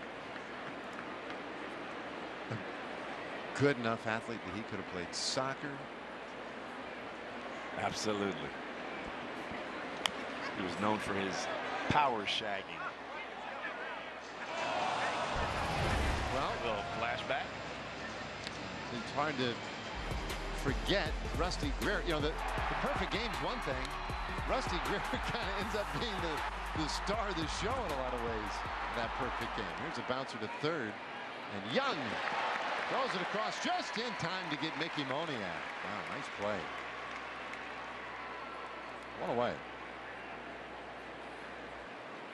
Rusty Greer, I tell you what, Rojo was a great baseball player. I loved playing with him. Great teammate.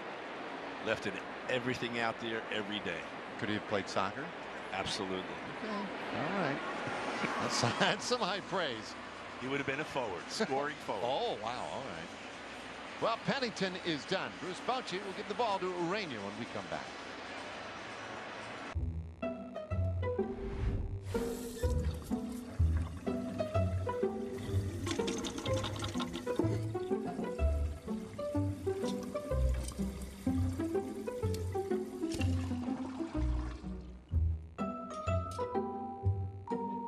There's an easier way.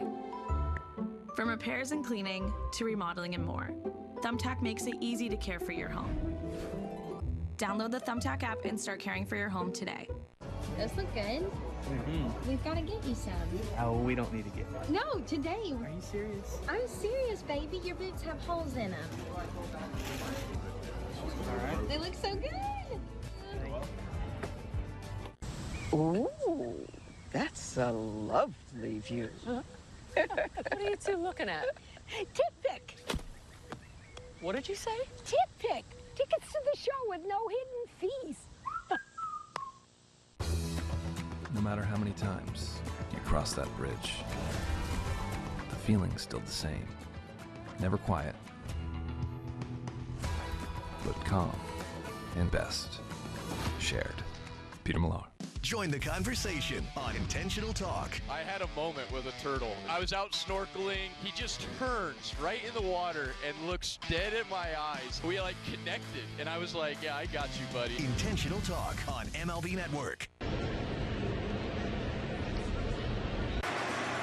One out here in the fourth inning.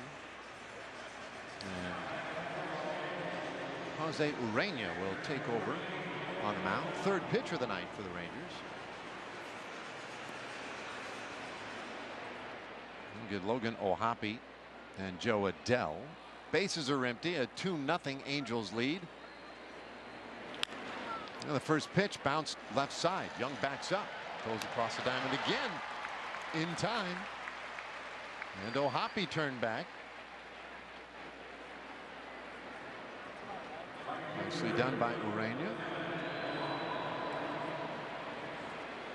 We'll bring up Joe Adell.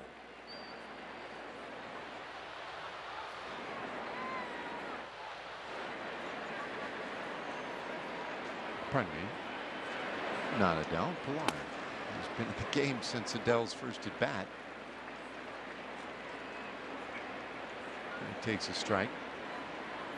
Adell struck out in the second inning, and then Pilar came in front. Now, no explanation, as far as I know, was ever given as to why Adell came out.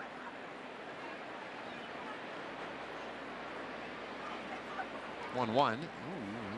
Tried to check his swing, and that one got the knob of the bat. That's strike two, foul ball.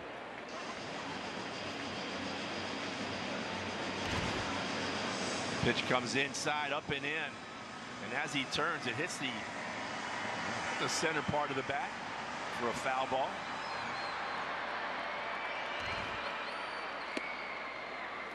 Wouldn't chase that one. 2-2 the count. So Urania, the nice thing with Urania coming in here in the fourth inning is that he should be able to give the Rangers some length in relief. 2-2. Peel that check swing, you might as well. Barber will let that one go.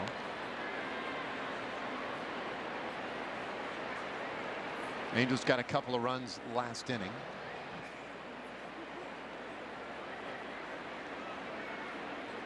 Here's the payoff.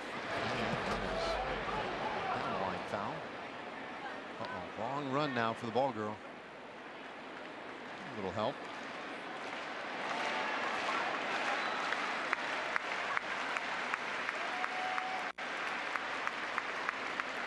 So Urania came in, he got O'Hoppe on one pitch. Now Pilar, a little bit different style. He's going to witness rather a seventh pitch in this at bat. And it moves him off the plate. That's ball four. So he is on with 2 outs. And Urania will work to Brandon Drury. Well, Urania, he's done a great job this year in the rotation, out of the rotation, and it hasn't really mattered as far as he's concerned as to where they use him. 5 wins, 8 losses, has a save this year. ERA 3.72. And his last outing was on Sunday. He went 4 2/3 in that one. In relief. The 1 strike pitch, bouncer, shortstop. Grant drops it, picks it up in time though to throw over to first, and they get Drury. Oh boy. Well, that'll do it for the Angels in their half of the 4th. Bottom of the 4th coming with the Rangers trailing by 2.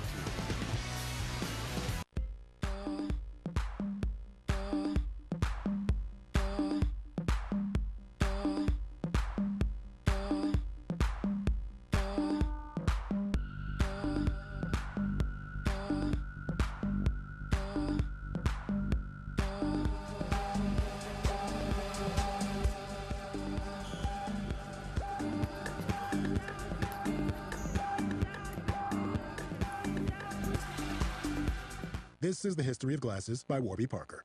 A theory of optics emerges in Egypt. Then for a while, not much happens. With glasses, at least. A millennium later, the first pair is made, near the Leaning Tower of Pisa. It had just started leaning. Glasses exist now. People can see, but they're more expensive than they need to be. So we start Warby Parker. We cut out the middleman to design higher quality eyewear for an actually fair price. Shop it at home, in stores, even virtually. It's the 21st century, not medieval Italy. That's the history of glasses and the future. Come see at warbyparker.com. I knew that something was different. I knew it, I called it, and look what I found today. It's Blue Chew. Blue Chew. Blue Chew?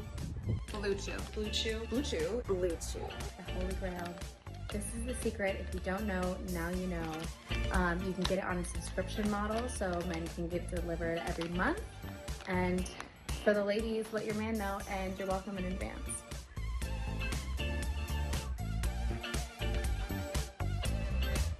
Stepping to the plate, PJ Morlando. I believe this is where it all began. And this is the sweetest sound in the world. I believe passion doesn't come without pain. The question is, does he have the bat speed? Quick Trip stats. The Rangers have hit home runs in 10 straight games against this Angel. That's the longest active home run streak against any team. You got a guy stepping in right now who could add to that streak. Big 3-run home run yesterday in the very first inning.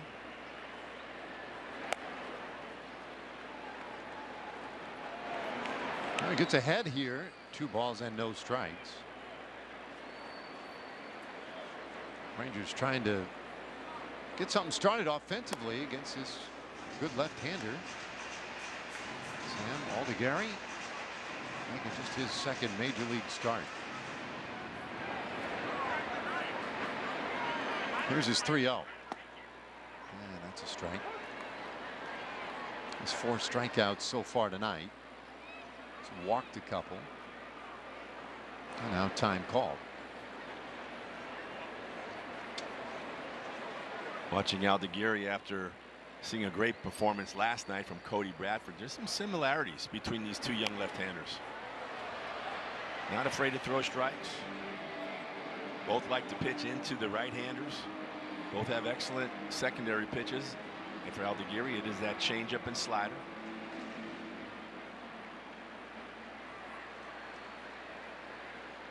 It's 3-2. And he strikes out Garcia. His 5th strikeout tonight. Away here in the 4th inning. So he's looking pretty good. Nathaniel Lowe coming to the plate. Let's check in with Emily.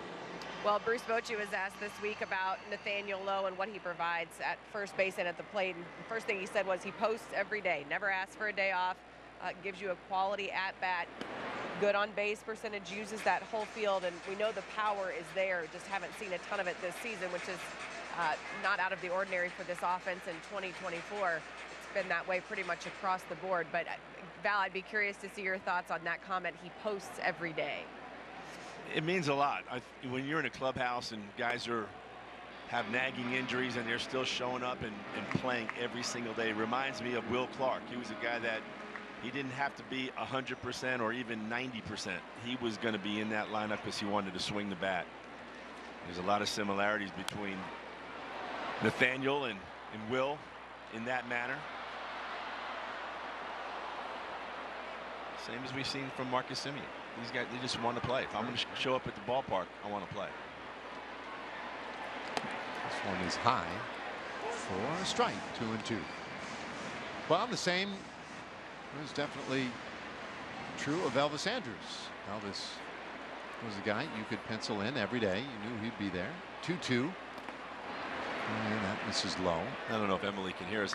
And Em, you know, we field and find the same thing in the broadcast booth. Guys like Dave Raymond just post every day. He does. He's a poster.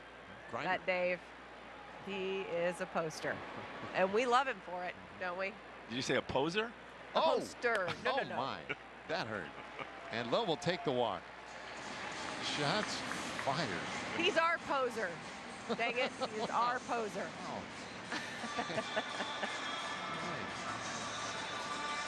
So Lowe is on. And Duran to the plate now.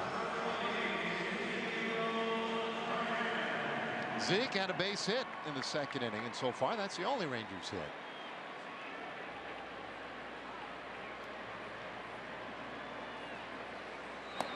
And he'll take strike one from the Italian stallion, Sam Aldegheri.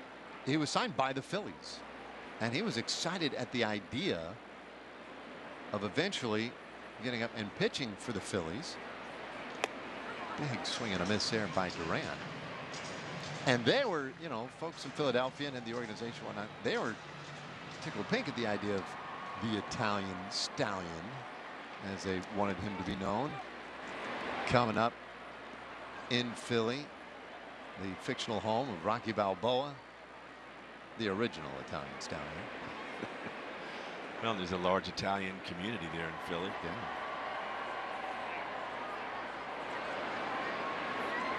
Long hold. The 0-2. And he strikes out Duran. He's got a sneaky fastball. You can just tell by how late the Rangers have been on some of these fastballs. This is only 93 miles an hour.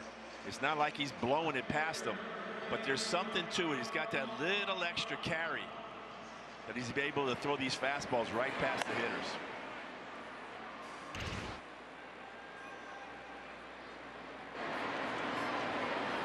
Fabian, the batter, and he'll foul him over to the right side.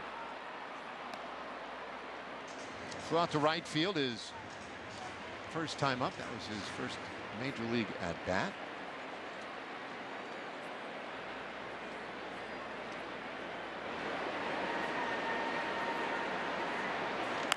And he pops this one up on the infield. It's caught by the shortstop Neto. And just like that, the inning is done again. 6 strikeouts for Aldegheri through 4 innings. Don't let a clogged gutter rain on your parade. Protect your home with Leaf Guard, the only one-piece seamless gutter system guaranteed to never clog, no matter the weather. Never clean your gutters again with Leaf Guard.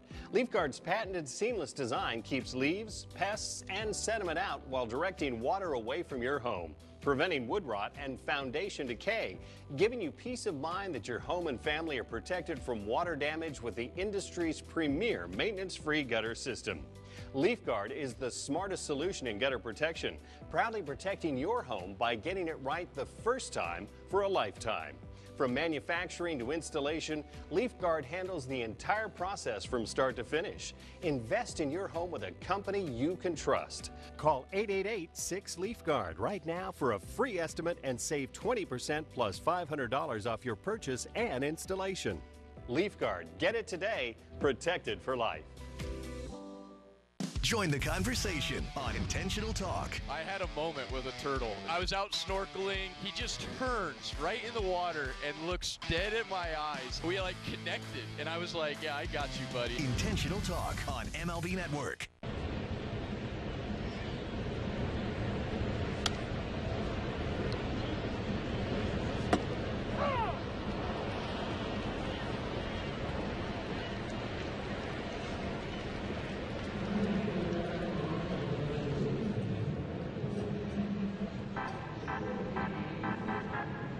All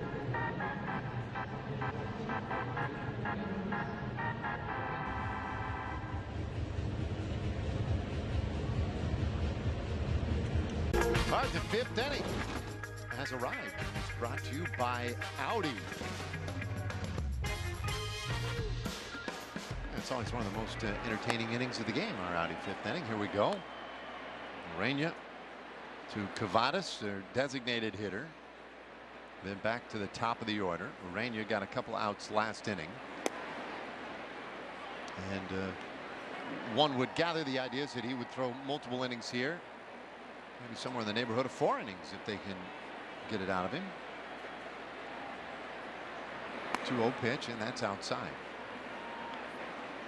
One of those days today where the Rangers a little short for a starter, and they're having to kind of mix and match a little bit with the shortage of starting pitching. 3-1 to Cavadas. So kind of an all hands on deck scenario today. That's in. Ball 4. And Cavadas is on. A leadoff walk in the fifth inning. Not how Urena wanted to start it. But he'll look at Taylor Ward now, who was singled and walked tonight already.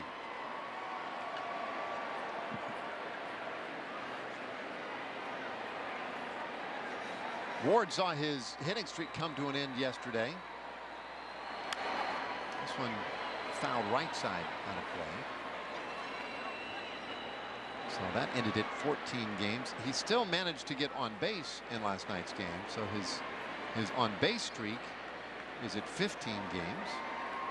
Yeah, well, now 16, I guess, since he's been on already tonight. He pulls that foul. 0-2.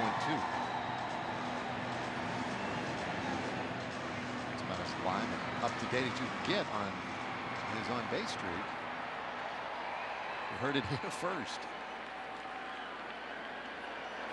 There's a swing and a miss. He strikes out quickly in the fifth inning. One gone. Good slider from Urena. Look at that location, just down and away. That ball really moving down and away from Ward as he gets him for strike 3. So now Zach Neto. And he'll take right on the outside corner. We did get an update on Joe Adell, who was taken from the ball game after the second inning. I thought I heard it over the in-house PA. Did you pick it up, Val? I did not. Well, because you'd mentioned something in the break there, but they're hitting me a nut. It's left oblique irritation.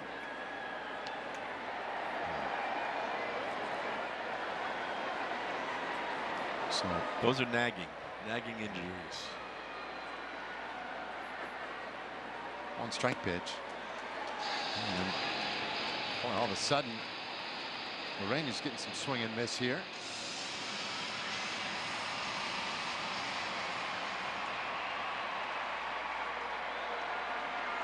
Neto hit into the double play in the third inning.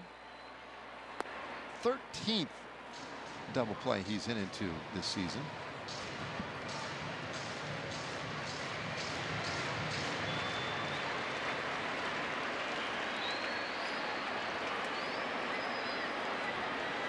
And the 1-2 outside.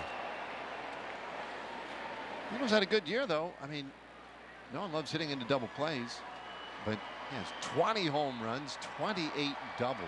He's really had a nice season playing the premium position of short for him. The Angels have to be real happy with his development this year. He does strike out, though, and that's his second out of the inning. Urena's looking pretty good. This time he gets him with that changeup, gets him just a little bit out front as Neto swings through this quality pitch.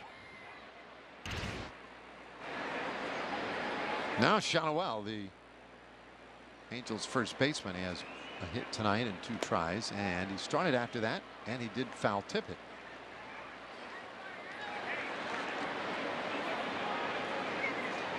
Shanoel's only 22 years old.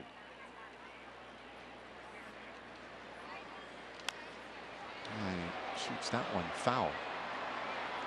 A target of Wash today before the ball game. Ron Washington, their manager, when he said in spring training he saw Shonowell, and he thought, well, he's got some room to grow here. Some stuff we need to work on. But he's been really happy with his ability to keep growing and keep learning all year.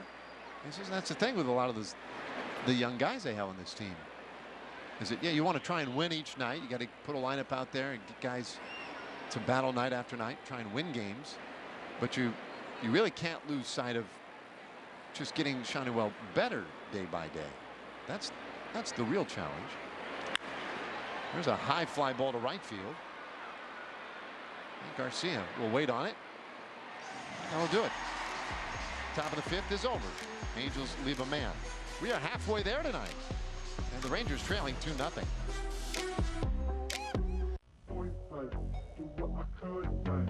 Man, I've seen things you wouldn't believe. But this I have not seen. You know, nothing phases me, man. Nothing. But these guys got me phased. Now, this game found another gear. Think you've seen this before? Keep watching. Shohei Ohtani has changed the way we view what a baseball player can be. He's the most gifted baseball player we've ever seen. He's a unicorn. Number 40 for Shohei. 40-40! Walk-off grand slam! No way! Shohei Ohtani, who is the greatest living player right now, just hit a 2-run bomb. Live. Join the conversation on Intentional Talk. I had a moment with a turtle. I was out snorkeling. He just turns right in the water and looks dead at my eyes. We like connected, and I was like, yeah, I got you, buddy. Intentional Talk on MLB Network.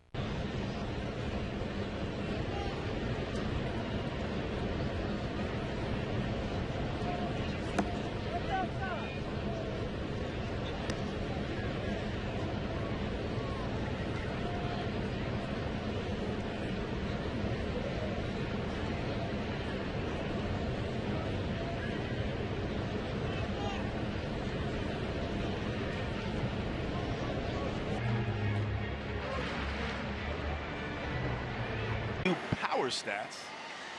Texas Rangers playing so well as of late. Take a look at the month of September.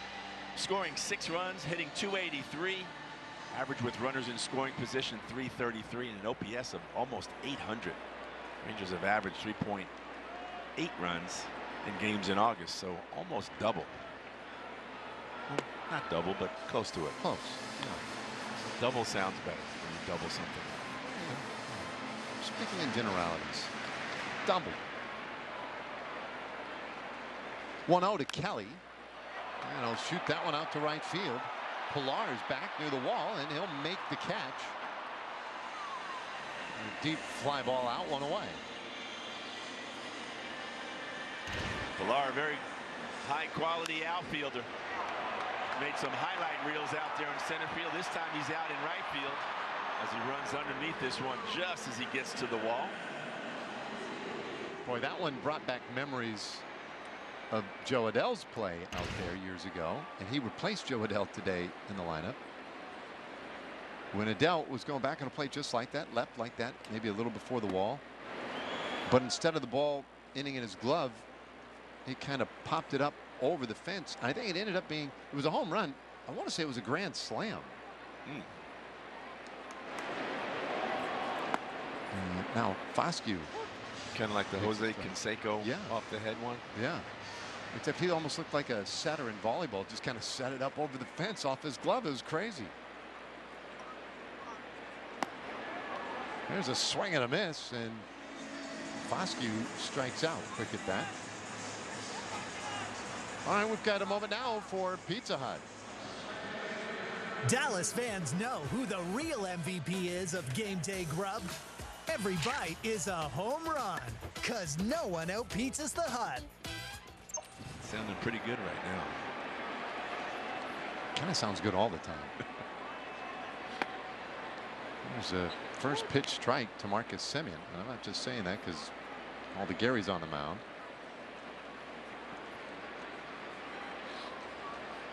From Verona, Italy.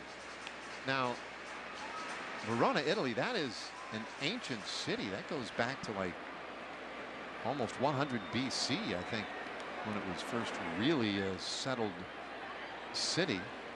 There's some history that suggests that Verona goes back to like 550 BC, although it wasn't known as Verona that early. The setting of a couple of Shakespearean plays. Romeo and Juliet, I think, was in Verona, Italy. It's outside, 2-2. It's up in the north, close by the Alps. That's where my family's from. Is that right? Yeah, the Udine province. Kind of up Milan, in that area. This one popped up. Foul ground. And handled over there by Chanuel. Boy, a 10-pitch half inning for Aldegheri. He continues to cruise.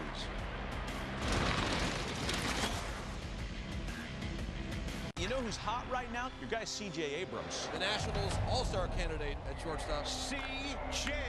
later. I love watching the guys that just continue to get better and better. He's getting it going. I've always loved C.J. Abrams. He is a complete hitter. Just getting better any way I can. As soon as he went to the leadoff spot, that's when the national season changed. Welcome to the CJ Show. I want to get to the next break. Every time? Every time. Gone, goodbye. This guy is just starting to scratch the surface of what he can be.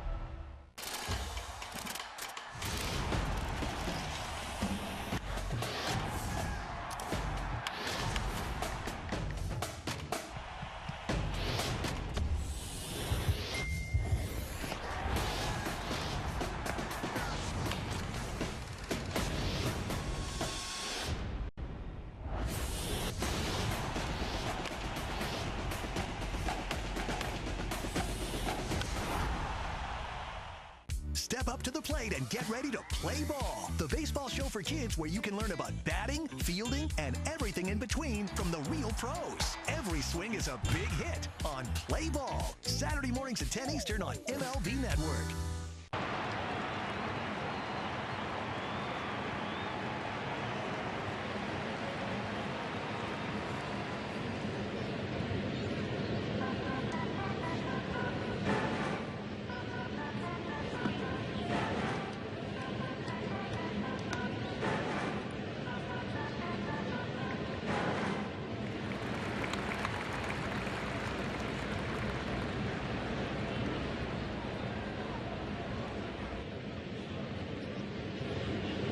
All right, Rangers baseball is fueled by Racetrack. Is 2-0. Angels on top. As we play on here in the 6th inning, and Ureña deals inside to Anthony Rendon in the lineup today, 0 for 2. Veteran third baseman. Had some really good years with Washington back in the day, and he'll bounce that one to third. Unfortunately, Young couldn't come up with it. Hit his glove, but couldn't hold it. And Rendon is aboard. This ball just a little bit to his left. It looks like he overreaches it and hits on the inside part of the glove as it kicks away. An error on Josh Young, his third this year. Rendon is on, and this one lined out into right field. That's a base hit. Rendon around second, heads to third. Here comes the throw from Garcia, and it sails a little wide of the bag. So Moniak with a base hit, and very quickly the Angels have runners on the corners with nobody out. This ball's hit pretty softly, allowing Rendon to go from first to third. El Bombi doing a little 360 spin. Roberto Clemente a little bit offline as Rendon gets to third base easily. So it'll be O'Hoppe now, and he'll take right down the middle. Good fastball there at 96 for strike one.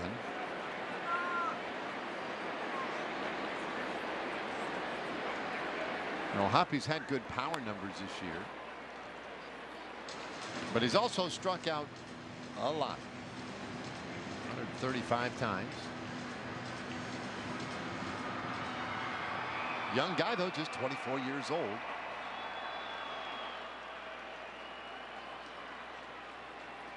Oh, 2 pitch, and he hits that in the air left field. That's pretty well struck. Fabian is back. He looks up. That's gone. And O'Hoppe hits his 19th home run of the year for the Angels and pushes their lead to 5-0. That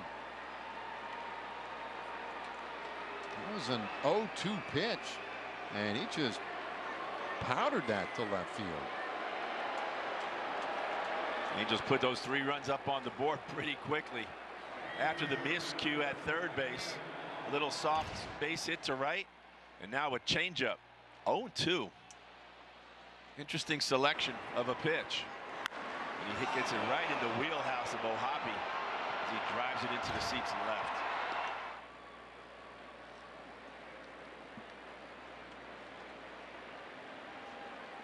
So still nobody out, and Pilar,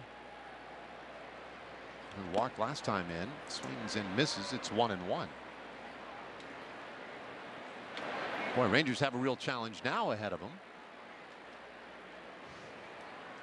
especially on a night where they just offensively really haven't shown a lot. There's a little bouncer back toward the mound, and Urena will toss it to first to get the out.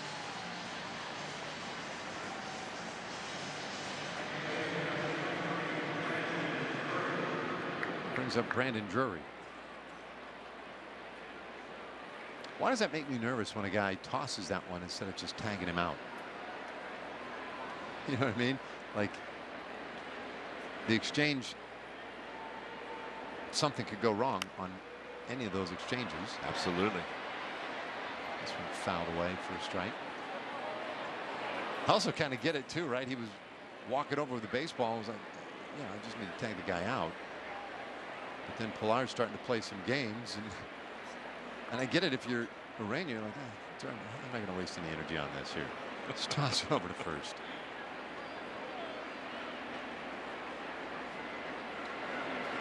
One strike pitch. And evens it up.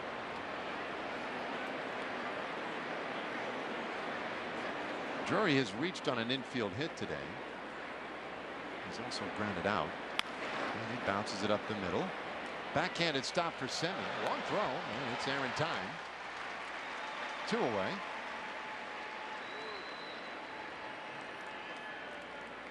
So after the home run, a couple of quick ground outs. Now the 9th place hitter, Nico Cavadas.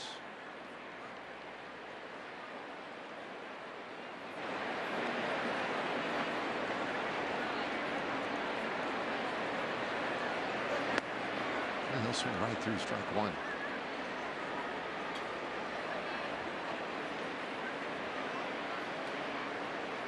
Cavadas, kind of a unique name. He's from South Bend, Indiana. 0-2. The exotic. Originally drafted by the Red Sox in the 11th round. This one scooped out to center field. Playable for Langford, and the inning is over. The 3-run homer by Logan O'Hoppe, though, has stretched the lead. Rangers have a little work to do now, trailing 5-0.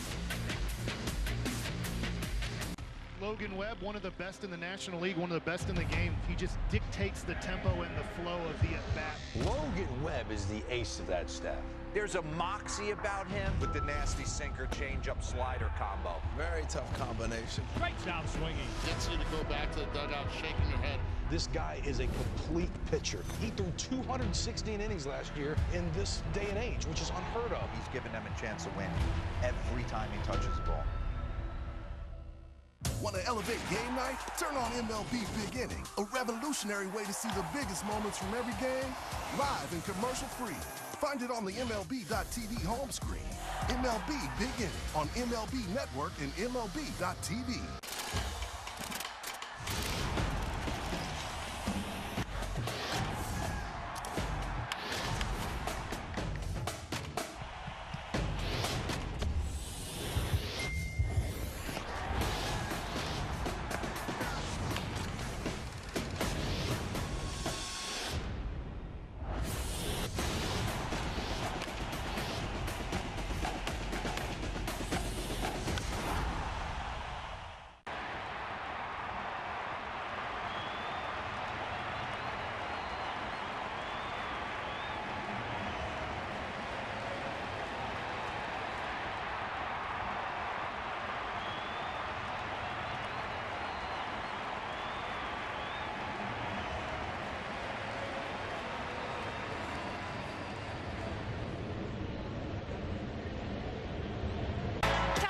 our Chevy Under the Hood featuring Mr.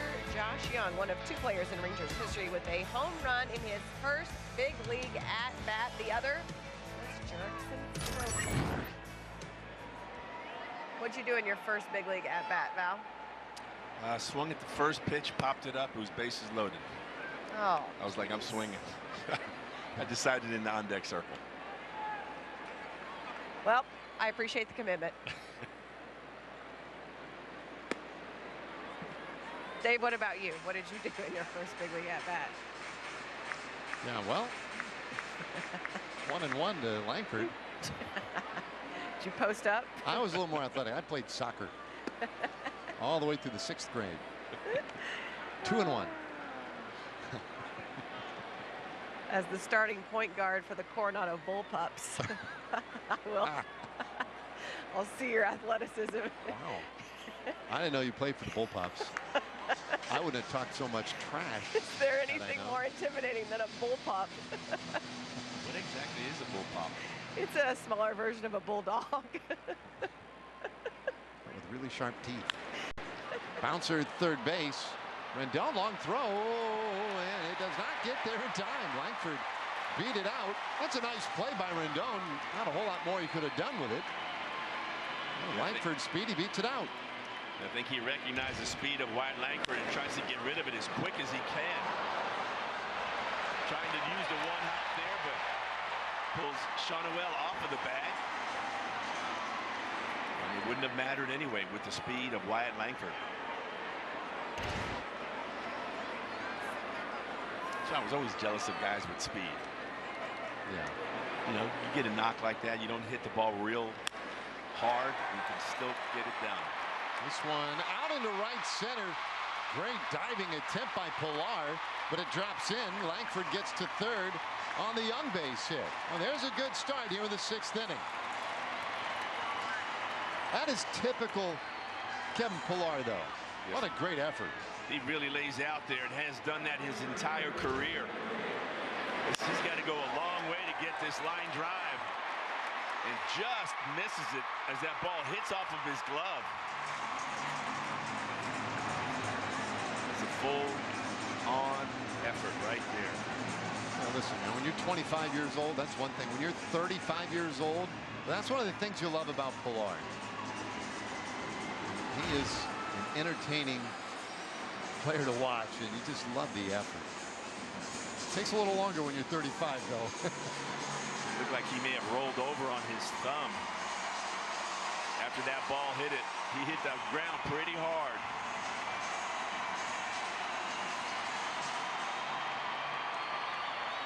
Rangers trying to fight their way back into this game. Yeah, great spot for it right here now with Garcia up.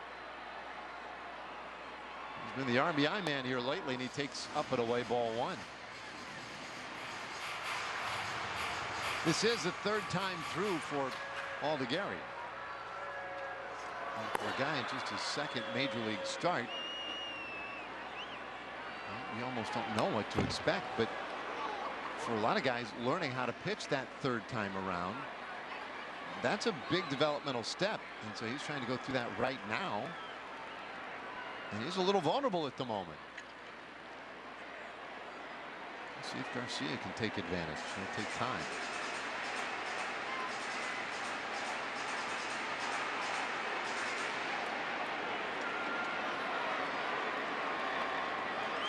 .22-year-old left-hander. He's ready. The pitch.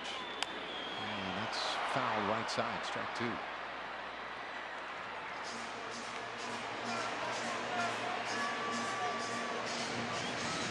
Well, Garcia's home run last night was his 13th in his career against the Angels, and that's the most he's hit against any team. He's hit 13 against the Angels and the Astros, and this one is pulled foul. Stays 1 and 2. It's free baseball there, somebody. There you go, kid. Well, he figured that out pretty quickly.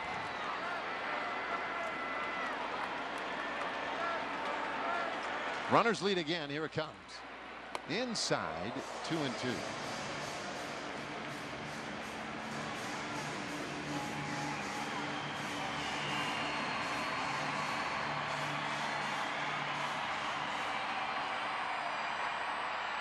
infield hit and a line drive so far. And that ball off the handle a little bit in the air to left. Ward will make the catch. Tagging at third, Langford. He scores. Heading to second, Young. And there's a mistake by the Angels. Ward's throw, he's never going to get Langford. But he just allowed Young to get into scoring position. It's 5-1 on the sacrifice fly. David, how many times do we see that throughout the year? He's got no chance to get the guy at home. And for some reason, he throws the ball there. Heads up base running as the Rangers pick up another 90 feet. Josh Young recognizes that that throw is going home. Yeah, those things are huge. Here's Lowe, and he'll shoot one out to left field. Ward will make the catch. 2 away. I mean, there's so many things that happen because of that, right? Number one, had, let's say, Lowe hit a ground ball there, then if they had managed to keep Young at first base, potential double play out of the inning. But that's one thing you miss out. The other, though, is simply now a base hit would likely score Young, and it's early enough anyway. The difference between 5-1 and 5-2 is pretty big. Absolutely. It's almost like it's an obligatory throw. Like, okay, I have to throw it there. But yeah, you got no chance to get the guy at home. 3 fly balls to left field. End up finishing off the inning, but the Rangers get on the board. It's 5-1. The best morning start with the best morning show in the game. MLB Central. How we feeling? I'll take it from here, Lauren. What did you have for breakfast? D-Row, Lauren, and Rovlo bring the Pen and Chase buzz. Strikeout stuff lays into postseason. You're only as good as your starting rotation. Plus, D-Row breaks down the teams in the hunt. Once he gets this call, guess where he's staying? And great guests from all corners of the game. Dylan Cease joins us now on MLB Central. Get an early jump on October with MLB Central. Weekday mornings, 9 Eastern on MLB Network.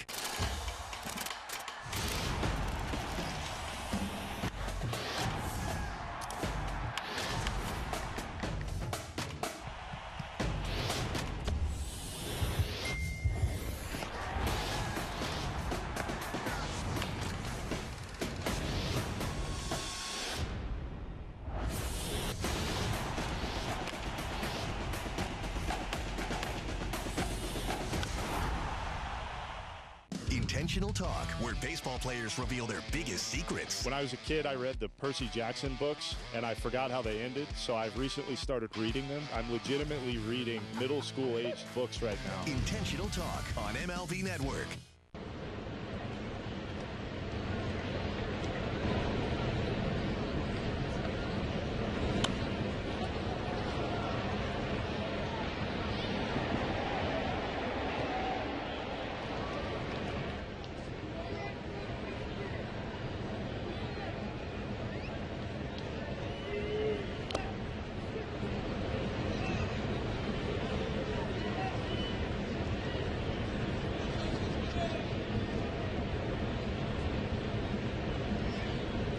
Inning now, a 5-1 Angels lead. Top of the order here. Ward, Neto, and Shonowell. Now the first pitch is lifted down the right side, but well up into the stands for strike 1. I don't think he spilled his beer. He kind of just walked into that one. Yeah. Ground ball, third base. Great opportunity for Young, and he throws a strike to first. They get Ward. Man, that's a nice play by Josh Young. And a good decision to come and attack this ball, because if he waits, it would have taken a much bigger hop. But he decides to go towards it, cuts the bounce off, and throws a perfect strike over to Lowe at first base.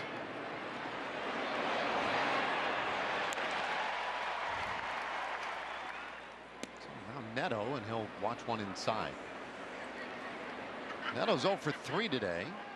Struck out his last time up.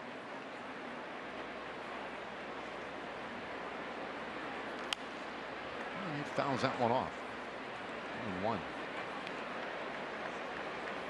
A lot of these young players on the Angels side, and for that matter on the Rangers side, there's some young guys going through it for the first time. For Neto, just 23 years old. He's trying to navigate from start to finish through a major league season. And there's a lot to learn in that first real long big league season. Neto was the first man out of the 2022 draft to get a call to the big leagues. Bounces that up the middle. Backhand stop by Semien, and two really nice defensive plays this inning. Well, that's something that the Rangers continue to do on a very consistent basis. They did it all year last year, and it continues here today. As Marcus Semien, former Gold Glover, gets it done. I don't think Marcus would be a leading candidate for another Gold Glove this year at second base. Shotwell now 1 for 3. You see that little patch on his Rawlings glove, signifying that he has won a Gold Glove in the past. One of the little perks of being a Gold Glover. One of the coolest perks. It really is. And it's kind of just a reminder to yourself, right, of all the hard work that you put in. We watch Marcus take ground balls every day. I don't know if I've ever seen him take a day off. I guarantee you have not. There's a line drive, and he makes the catch to complete a 9-pitch inning for Urania. Nicely done. So 7th inning stretch here tonight at a 5-1 game. Folks will stand up. We'll hear God Bless America, and we'll turn it over to Chuck Morgan. Ladies and gentlemen, will you please rise and join in singing with the United States Army Band's rendition of God Bless America.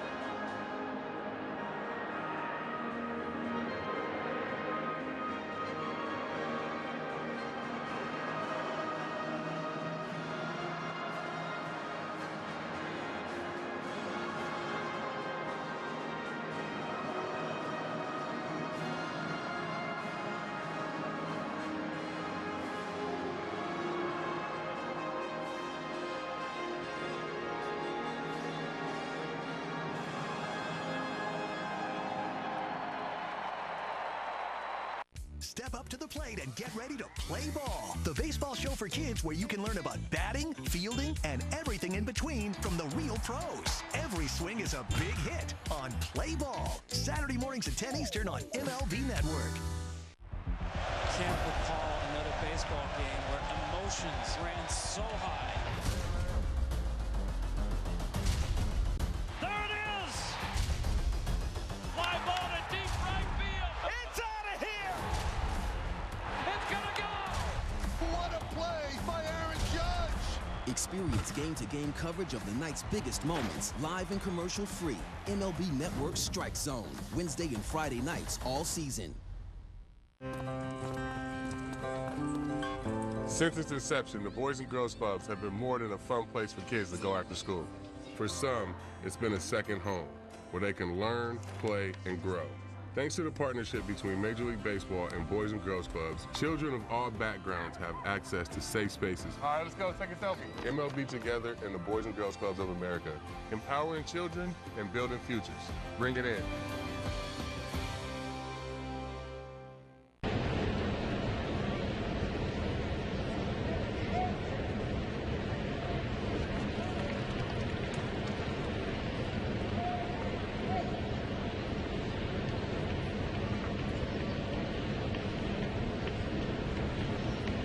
Rangers baseball is brought to you by Racetrack. Whatever gets you going.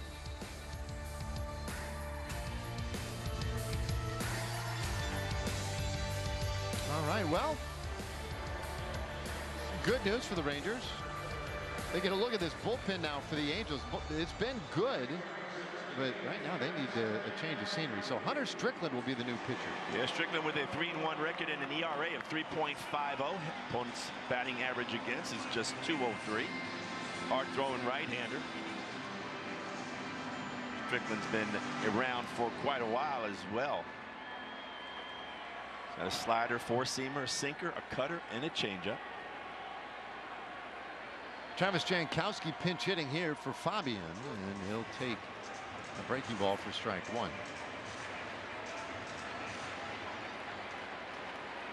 So the veteran outfielder takes off the plate, 1-1. Travis is often into the games around this time of the night. Let's see if he can just get a base hit, get that speed on base. Especially with the team down right now 5-1. He'll take a strike. 1-2 the count. Rangers have been playing some really good baseball for the first time this year. They've won 8 of 10 games. But they're trailing tonight. They're on 5-2 on the homestand.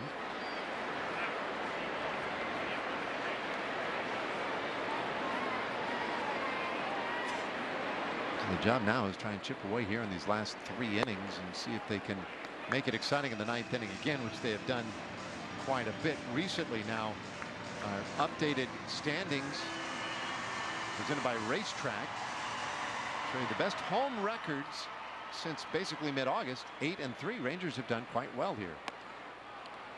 A swing and a miss, and Jankowski strikes out, 1 away.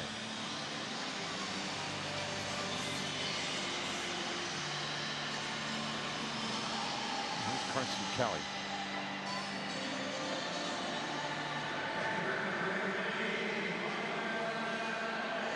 Kelly's 0 for 2.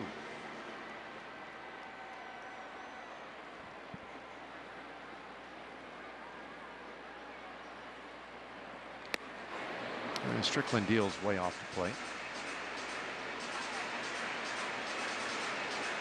Look at that slider that you just saw right there. He throws that about 46% of the time, followed by the four-seamer at 30%.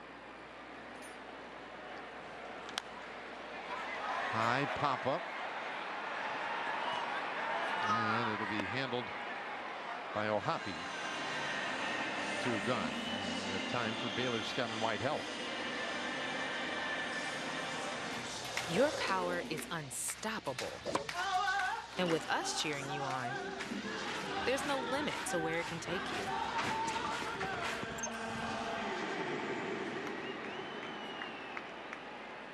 Okay, time running short here quickly for the Rangers. Justin Foscue, the man. He's 0 for 1 with a walk tonight. But a tough go. 2 hits and 25 at bats. And this is first taste of the big leagues in 2024.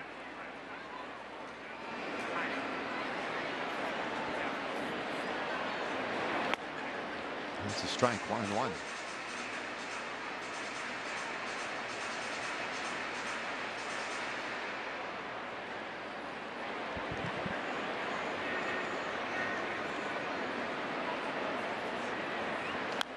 Strickland came back with a slider. That one's fouled away. I mentioned Strickland's been around for a while. He's 35 years old. It's his 2nd tour with the Angels. He was an Angel back in 2021.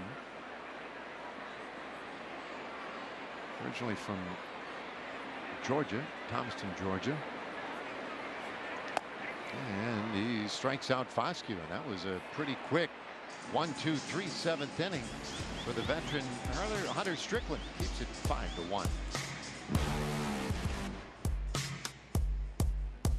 Join the conversation on Intentional Talk. I had a moment with a turtle. I was out snorkeling. He just turns right in the water and looks dead in my eyes. We like connected, and I was like, yeah, I got you, buddy. Intentional Talk on MLB Network. Can't recall another baseball game where emotions ran so high. There it is! Fly ball to deep right field. It's out of here! It's gonna go! What a play by Aaron Judge! Experience game-to-game coverage of the night's biggest moments, live and commercial-free. MLB Network Strike Zone, Wednesday and Friday nights all season.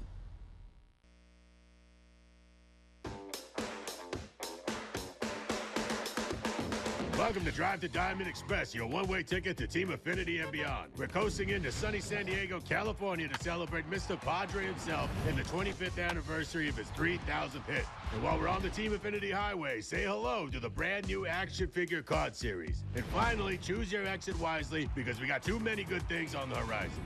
A burrito with French fries, I'm in.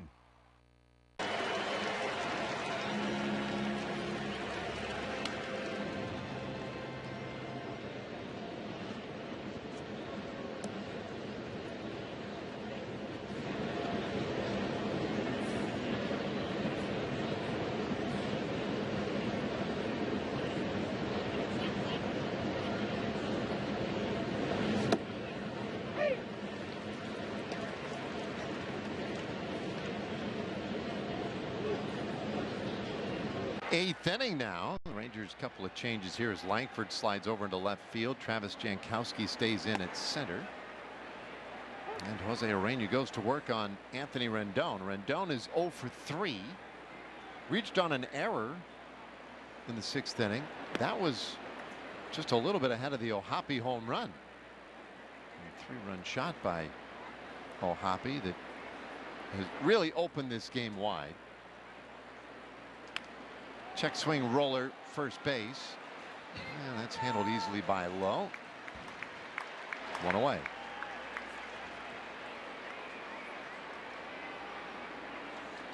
Bring up Mickey Moniak. Moniak had a base hit in the 6th inning. Just before O'Hoppe's homer. He's 26 years old. Another former #1 pick, I believe, with the Phillies. Yeah, I was going to say another, not just a #1 pick, but another Philly. Yeah, he was the first pick in the nation in that draft. Yeah, out of high school in Carlsbad, California, and then the Angels got him in a deal in 2022. They sent Noah Syndergaard to Philadelphia to get him. That's a pretty good deal. There's a ground ball down to first base. Lowe feeds Urena again. 2 up, 2 down. Time now for StatCast, powered by Google Cloud. O'Hoppe jumped on a fastball down and in and crushes this one. As you can see, that apex at 90 feet, traveling 410 feet out in there into left field.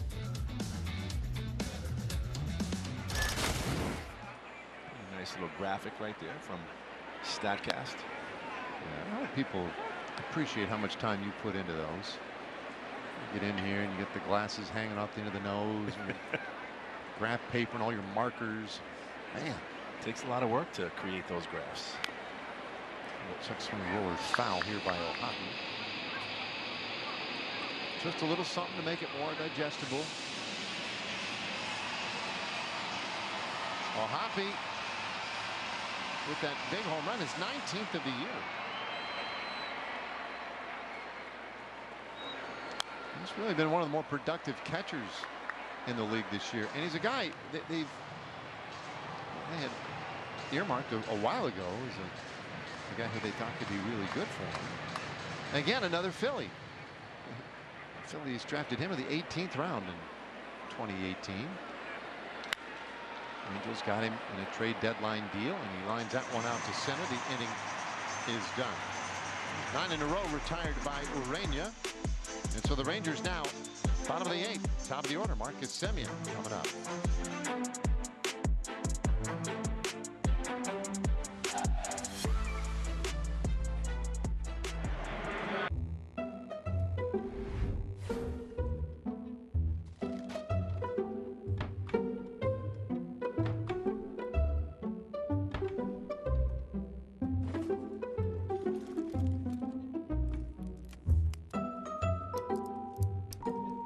There's an easier way.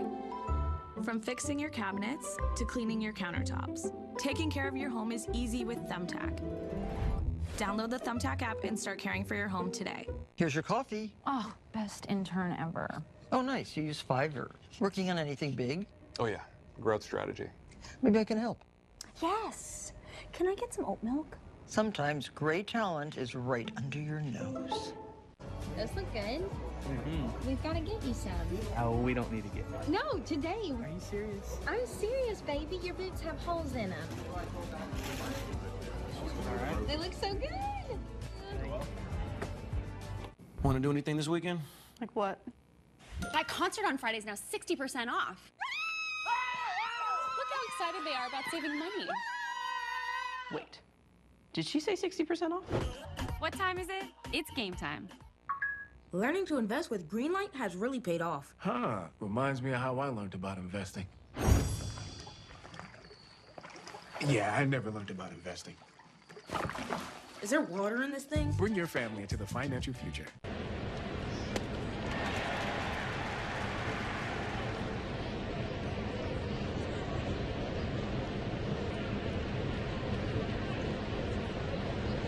Rangers will see another new pitcher, although he's really kind of an old pitcher from their perspective. Brock Burke, the former Ranger, is on. Yeah, Burke takes over. He's appeared in 23 games with an ERA of 6.46. Opponents hitting .281 off of the left-hander. Yeah, and his former teammates will know what he'll be coming after him with.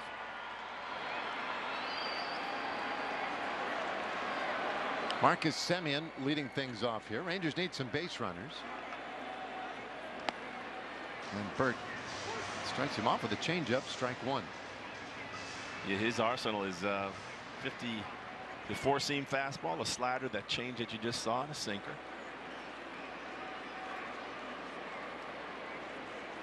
That's low. 1-1.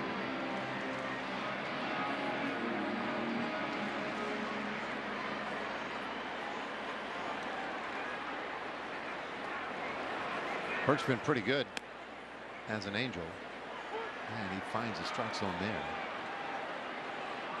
1-2 to count. Yeah, he's been good as a Ranger as well.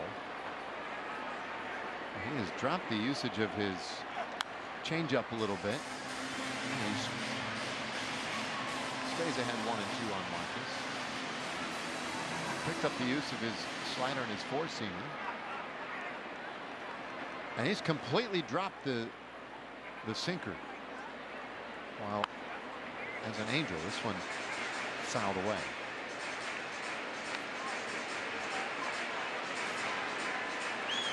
But the Angels, they're pretty happy to have Brock Burke, especially if you take the words of Ron Washington. He was asked about Brock today before the game and spoke very highly of Burke. Also very politically today too. There's a little bouncer third base side coming in. Rendon, he'll throw across his body, but it won't be in time. Semien's on. Well, Marcus had one of those yesterday as well. Little swinging bunt, gets a good jump out of the box. Really difficult play for Rendon. He makes it look a little easy, but just not enough time to get to speedy Semien at first base.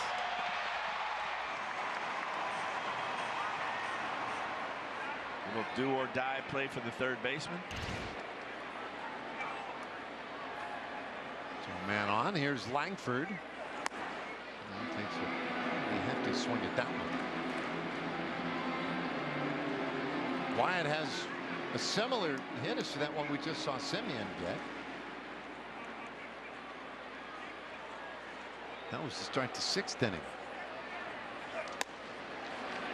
There's a good fastball there. Strike two.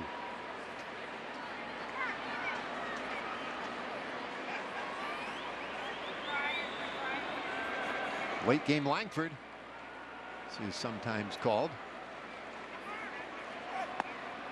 Oh boy, yeah, he goes down looking. That's a tough one. Yeah, good heat there. 99 on the inside corner. Yeah, Burke just dots it right there on that inside corner with that four-seamer. The pitch right before that was up and away on the outside corner. He's moved it around well. And at 98 miles an hour, it's not an easy pitch to catch up to. It's been impressive so far here by Burt. He starts young off with ball 1.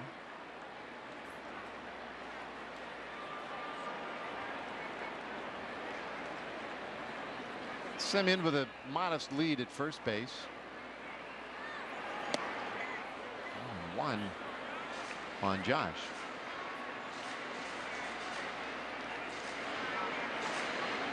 Base hit his last time in. 1 for 3. Just not a lot going today at the plate for the Rangers. 1 run on 4 hits. And 2 of those infield hits.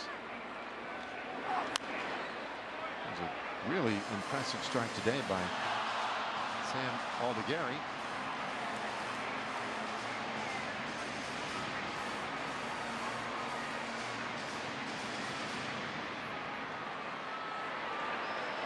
And now the bullpen's been good for the Angels. So they feel comfortable handing a lead over to these guys. 1-2 pitch, and that is flared over to the right side, foul again.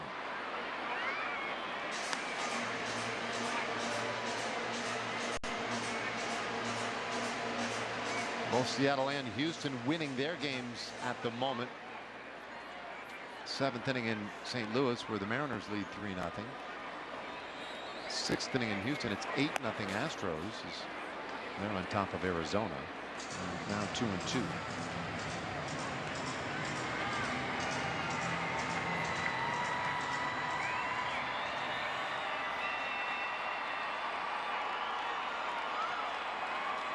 Well, Burke ready again. Here it comes. And a bouncer shortstop. Neto with the underhand flip for 1 out. On to first in time, double play.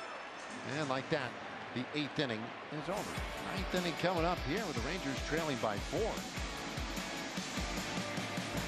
This will be the last moment you ever think of soda as being a dirty word. Soda! Because this is Poppy, and Poppy is soda. It tastes like soda, even better than others. It looks like soda, smells like soda, and fizzes like soda. Because it is soda. It will be the soda your kids and grandkids think of when they think of soda. And that's because this soda has none of the bad stuff. Instead, it has all of the flavor. The future of soda is now, and it's called Poppy. ED has affected my confidence. My wife, Sherry, says it doesn't matter, but it matters to me. I found Hims. The app is easy. It's on my phone. I can order anytime I want. Hims has been the difference in my confidence. It was better for both of us. Get treatment for ED with doctor-trusted medication. Get started today at hims.com. When it comes to tickets, pick TickPick. You're picking the best prices guaranteed, with no hidden fees ever. Pick from thousands of live events. No hidden fees, more savings. Download the TickPick app. Join the million-plus fans who have made game days more entertaining by playing along on Underdog. Basketball fans from all over the United States have won over $1 billion. Underdog Fantasy, calling all dogs. I feel like I lose track of at least $500 a month. Yeah, maybe that's because... Well, getting ready for tomorrow night, 3rd game of this series. Whataburger Probables have Tyler Anderson on the mound for the Angels. A 10-game winner this year. Can't be discounted. Jack Leiter, after his start against the Yankees, pretty encouraging. He'll have the ball tomorrow for the Rangers. See if he can spin another good one. I'll chat with Jack earlier this afternoon. He was in pretty good spirits. Pleased with a lot of things that happened against the Yankees, but felt like there were definitely things that he can do better. Did he mention him? Did he mention him? Anything specific? Well, I mean, I don't want to tip the brother's hand here before he goes out there to pitch tomorrow, but yeah, he's got some ideas. I like that. Swing and a miss here by Lopez. Jack Lopez pinch hitting for Pilar.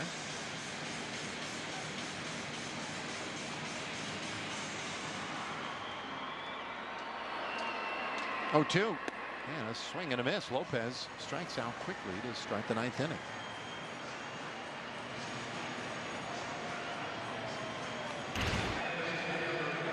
Good fastball right here, right on that outside corner, running away.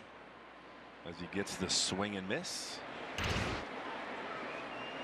Urania beating up some innings here this evening. He's retired 10 in a row now. First pitch here is bounced past second, and Drury is on. So that puts an end to that streak. Man aboard with 1 out here in the 9th inning. Let's check in with Emily. Well, one thing Jack Leiter has been pretty open about is his calmness and his demeanor on the mound. I think in his first start, we saw him be a little fidgety, I guess you could say, and I asked him about that because it seemed like in that last start against the Yankees, it wasn't there, definitely not as much, if at all. And he said that's a conscious effort on his part to kind of slow things down, really relax and breathe and not be so, and I don't know if fidgety is the best word. Dave, you might could help me out with that, but just to where he's more calm and doesn't have as much movement on the mound. Well, it's funny you should say that.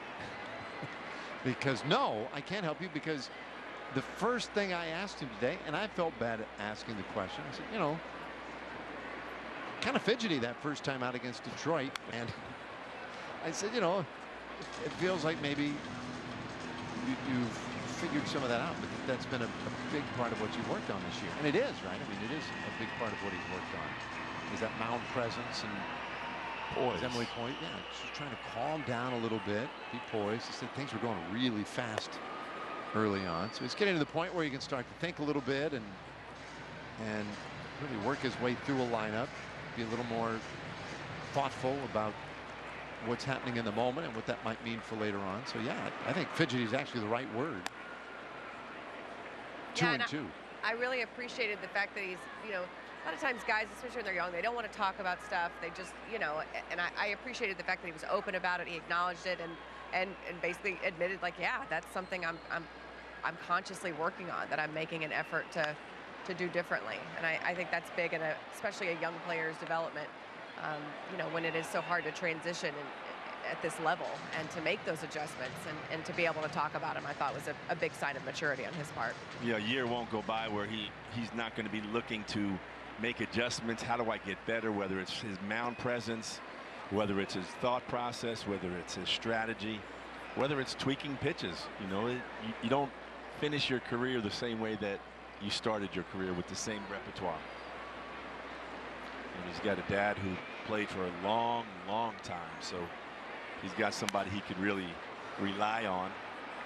Although Jack is a man of many words. No, I'm seeing Al. His dad. Yeah. Al definitely let you know. That was great. He's the best. And Jack likes to talk too. I mean, he likes to talk ball. I mean, I love that. Guys who are really into what they do. There's a fly ball to left. And there are 2 gone. I think with Jack, he's not looking to duck questions or anything like that. He's actually kind of eager to talk baseball. I think for some guys too, that can be kind of important. Talk baseball, especially to morons like me or Emily, who come into the clubhouse and I don't think you feel quite as judged, right? And you could maybe talk openly and just be a little more relaxed sometimes. There's a lot of pressure for these guys, all of them, the young ones, even the veteran ones. 1 strike pitch. Bouncer shortstop. And Duran will go the short way. And that's the final out of the 9th inning. Last chance for the Rangers coming up here in the bottom of the 9th. And they pull off another one of those 9th inning miracles. Garcia, Lowe, and Duran coming up. Since its inception, the Boys and Girls Clubs have been more than a fun place for kids to go after school. For some, it's been a second home where they can learn, play, and grow.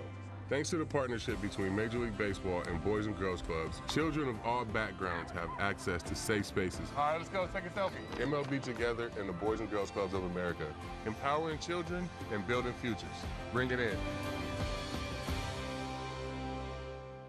The best morning start with the best morning show in the game. MLB Central. How we feeling? I'll take it from here, Lauren. What did you have for breakfast? T-Row, Lauren, and Roflo bring the Penn and Chase buzz. Strikeout stuff lays in the postseason. You're only as good as your starting rotation. Plus, T-Row breaks down the teams in the hunt. Once he gets this call, guess where he's staying?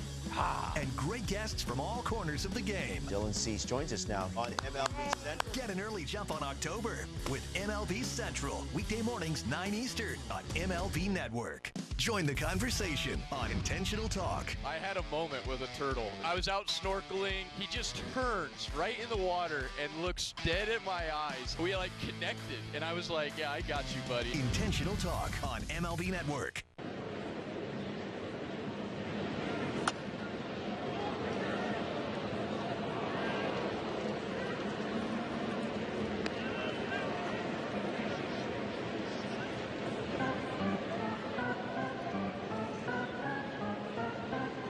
Well, 5-1, Angels on top of the Rangers. This is where they found some magic here recently. Lopez stays in the game in right field after pinch hitting a moment ago. Another left-hander in the game for the Angels as Quijada takes over here. And he's appeared in 15 games with an ERA of just 1.29. He's got a whip of 1, and opponent's batting average against is just 146. Looks like he's doing a little Mark the Bird Fidrich. Little landscaping on the mound with his hand. I won't know something's up if he starts talking to the baseball. Shaking the hands of his infielders after they make plays. Mark Fidrich, what a breath of fresh air he was in the 70s when he came up. First pitch in there, a strike to Adolis Garcia. 5-1 the score. Rangers need some base runners. Garcia's late there. 0-2.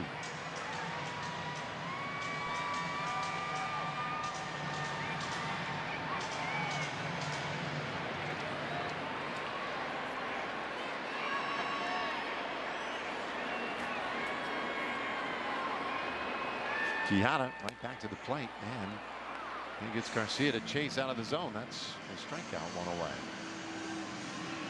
How about a word now from Choctaw Casinos and Resorts. Fun, games, relaxation, or excitement. We've got all your bases covered at Choctaw Casinos and Resorts. All right, here's Lowe, couple of walks. And he takes in ball 1. Well, a 4-hit game. The Rangers offensively had looked a little better here recently. But today got their first look at Samuel Aldegheri. He was really good. Hunter Strickland, Brock Burke, and now Quijada. And they just haven't had an answer. 2-0. Aldegheri was very impressive. Very similar to Cody Bradford that we saw last night. Both young left-handers with great careers ahead of them.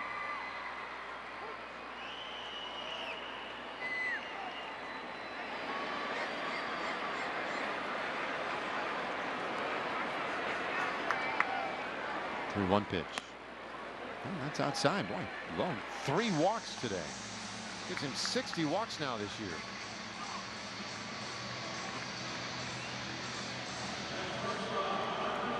So there's one base runner. Here is Ezekiel Duran. Duran had a base hit earlier today. Not a hard hit ball, but snuck it up the middle. And since struck out and flied out. Fouls back, strike 1.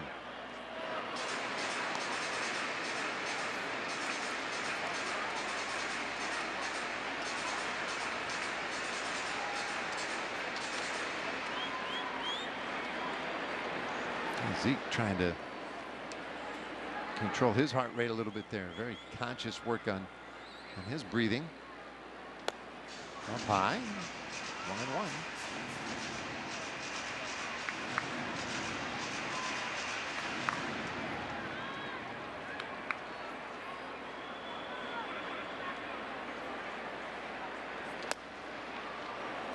Strike two.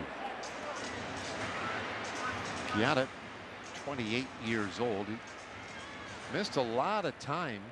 Had elbow surgery last May. He didn't come off the injured list this year till late July. 1-2 pitch. And that's upstairs.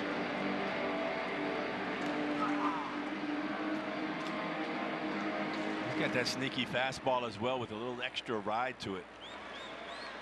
Only throwing 92, 93 with it, but getting some late swings by the Rangers.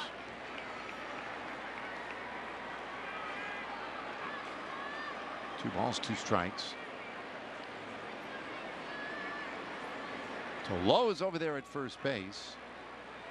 And that's empirically a good thing. You definitely want to have guys on. 2-2 and a swing and a miss. Duran strikes out. The problem is with runners on base today, the Rangers are now 2 for 14. Another good four-seam fastball right up and away. That upper outside corner. And he gets Duran swinging. 2 strikeouts now for Quijada. So Jonah Heim will pinch hit here.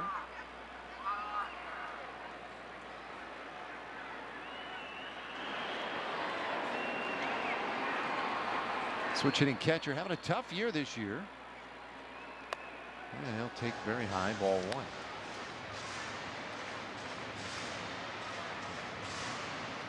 Carson Kelly would be next if Jonah can keep it going.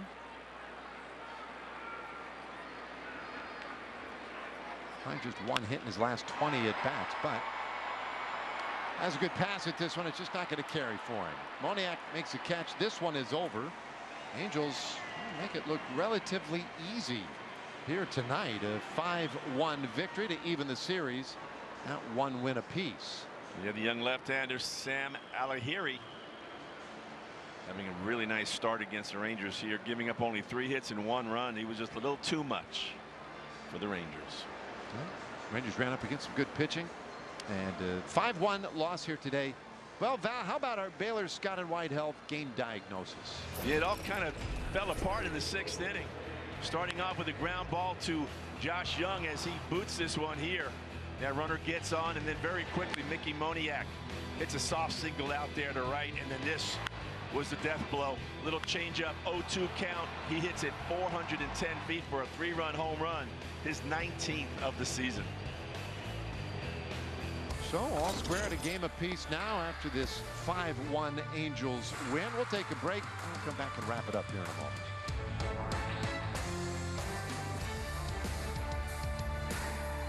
Batting third from the New York Yankees, Aaron Judge. The best player in the sport this year, without a doubt, is the Judge. There's no argument. Number 300, the fastest to reach the 300 home run plateau. You can move that wall as far as you want. He'll still get over it. It's hard to believe what he's doing. When I tell my pitchers to be careful with him, that's when they make a mistake. And every time you make a mistake, it's a home run. You can't make this up. This is star power right here. Step up to the plate and get ready to play ball. The baseball show for kids where you can learn about batting, fielding, and everything in between from the real pros. Every swing is a big hit on Play Ball. Saturday mornings at 10 Eastern on MLB Network. Baseball is a sport, pero la verdad es que para nosotros el béisbol es otra cosa. El béisbol es un corrido, un dembow y un reggaetón prendido. Es un plácata bien fuácata. Eso es otra cosa. It's the Plátano power and the Arepa power. It's a familiar name and juniors who dare to dream big. El béisbol es otra cosa.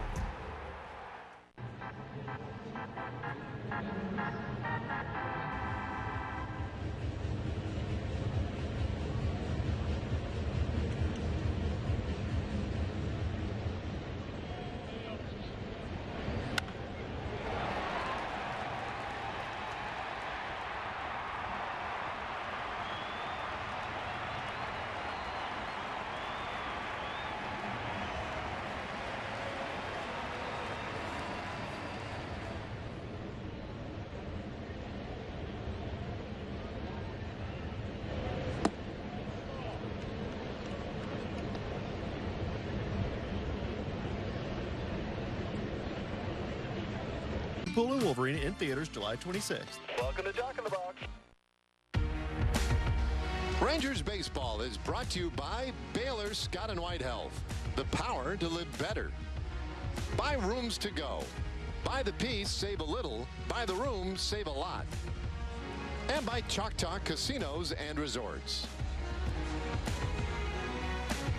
All right, so 5-1 the final score here tonight. Rangers come up short, and we remind you and hope that you will stay with us. The Frontier postgame show is coming up next, so thanks for being with us tonight. As we, with heavy hearts today, regret to pass on the information of the passing of Phil Garvin.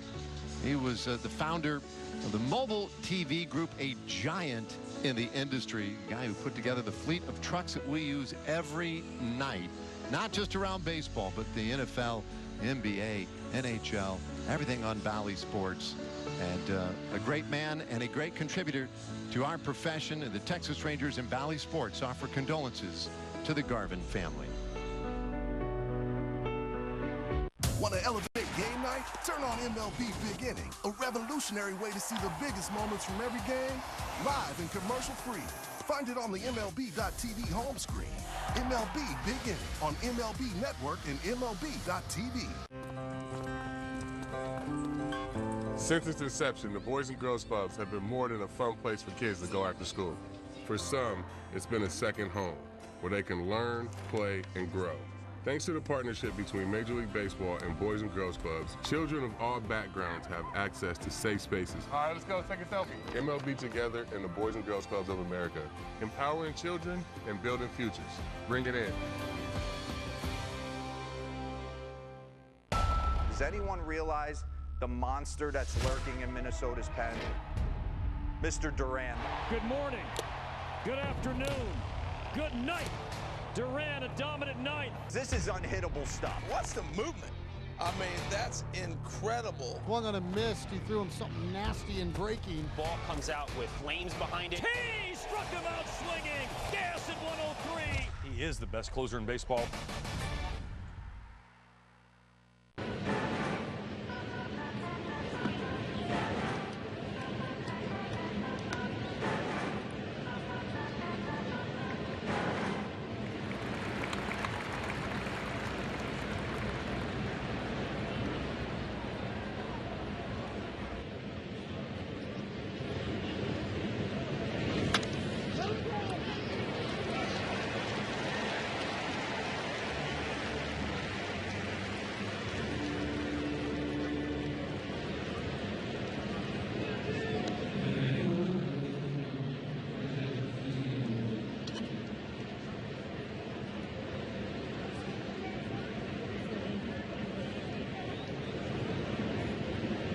Shop Lowe's now for great Labor Day deals.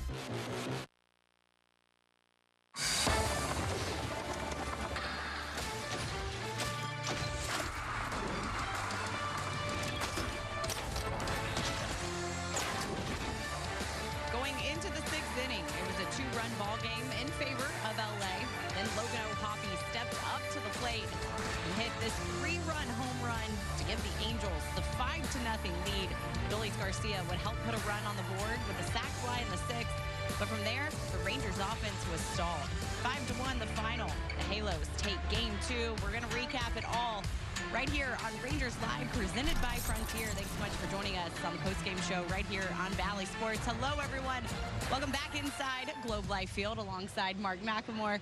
I'm Madison Hawk. A tough loss for the Rangers. Samuel Aldegheri pitched for the Halos in game two, and he was really good. Mac slowed down this offense big time. Yeah, he really did. And, you know, this is a pitcher that the Rangers hadn't faced before, and it's tough when you don't face a guy or haven't faced a guy for the first time. Typically, the pitcher has the advantage, and you saw what Aldegheri was able to do tonight. Used the fastball extremely well, kept the Rangers completely off balance, didn't really give up a whole lot. So 6 strong innings for Aldegheri. We'll take a look at some of the things that he was able to do to the Rangers. And from the left side, he's not throwing particularly hard, but he hides the ball extremely well. You see where he starts on the rubber, and then he steps across his body to come to home plate. So it makes it really difficult for right-handed hitters to pick up his release point and then to see the ball and then recognize it there. Use the top of the strike zone with the fastball, kept it away, kept it down, off-speed pitches down and in. He was just on tonight. He looked really, really good. Second start in the bigs, only his second appearance in the big leagues in general for Samuel Aldegheri. You made a good point that it's different when you're stepping in the batter's box and you haven't faced a pitcher like they saw with Samuel Aldegheri, or him in general, I should say. So what is the difference with that whenever you just haven't faced a guy? You may have some film on him, but it's different when you're in the box. It's huge. It's a totally different vantage point. When you have film and you're watching film, it's in 2D. So you see, okay, he's got a curveball, he's got a sinker, he's got a split, whatever it is, you see that pitch on a screen. But when you get in that batter's box, it is a totally different view. That ball is coming at you. It's moving. Okay, how much does his curveball curve? How does he have life on the fastball when it stays up? Does he hide it? And that's exactly what Aldegheri was able to do tonight. With his windup, he's on the mound, and then he throws across his body, so it makes it very difficult for righties and lefties to pick that up. So you don't really understand that until you get into that batter's box. It will probably be a different story the next time the Rangers face him, but tonight Aldegheri was on, and I'll tell you what, he's got a really good fastball, a really sneaky fastball. Throws, 94, 95, but when you're able to hide it, that means that hitter doesn't pick it up until late. That means that 95-mile-an-hour fastball can look like 97, 98. So that makes it a little bit more difficult. Not making excuses. Aldegheri threw a great game, kept the Rangers completely off balance. So a great job by him. Sometimes, unfortunately, you have to tip your hat to the pitcher and say, okay, good game. Yeah, 90 pitches, 7 strikeouts for Samuel Aldegheri in just his second appearance in the big leagues. As for the Rangers, Gerson Garabito got the start for Game 2 against the Angels. He just went 2 innings and 2/3. He gave up 3 hits, 2 earned runs, but taking a look back at this 3rd inning, the Angels were able to execute here offensively. Yeah, the Angels did a good job. We had a error at third base by Josh Young, but this is a double play. Nice turn here early in the ball game that gets them their first run, and then they continue to swing the bats well. They hit the ball really well tonight. You just sometimes, hey, when you leave the ball out on the middle plate, it is going to get hit. We'll go to the 6th inning. That's where the damage is done. Hoppe gets a ball on the inside part of the plate from Urena, out over the middle of the plate, and he does not miss that one. His 19th home run on the season. Tough break. I thought Urena threw pretty well tonight, 5 2/3 innings. He only gave up the 3 runs. That 3-run homer, that was a big one. That pretty much put things away for the Rangers. But just a nice job by the bullpen. I thought they did a fantastic job. Pennington, 2 2/3 innings, or 2/3 of an inning. He did a nice job. But and Urena, even though he gave up the 3-run homer, I like what he did. 5 2/3 innings. That's that thing that he does, that he gives the Rangers. He will give you some quality innings. If a guy's going to go out there and pitch basically 6 innings and just give up 3 runs, I'll take that every time. Yeah, and as you mentioned, he came in the 4th inning, 5 2/3, gave up 3 hits, 3 runs, 2 of them were earned. Did walk a couple guys, but had 3 strikeouts. But as you mentioned, that home run in the 6th to Logan O'Hoppe was where the damage really came from.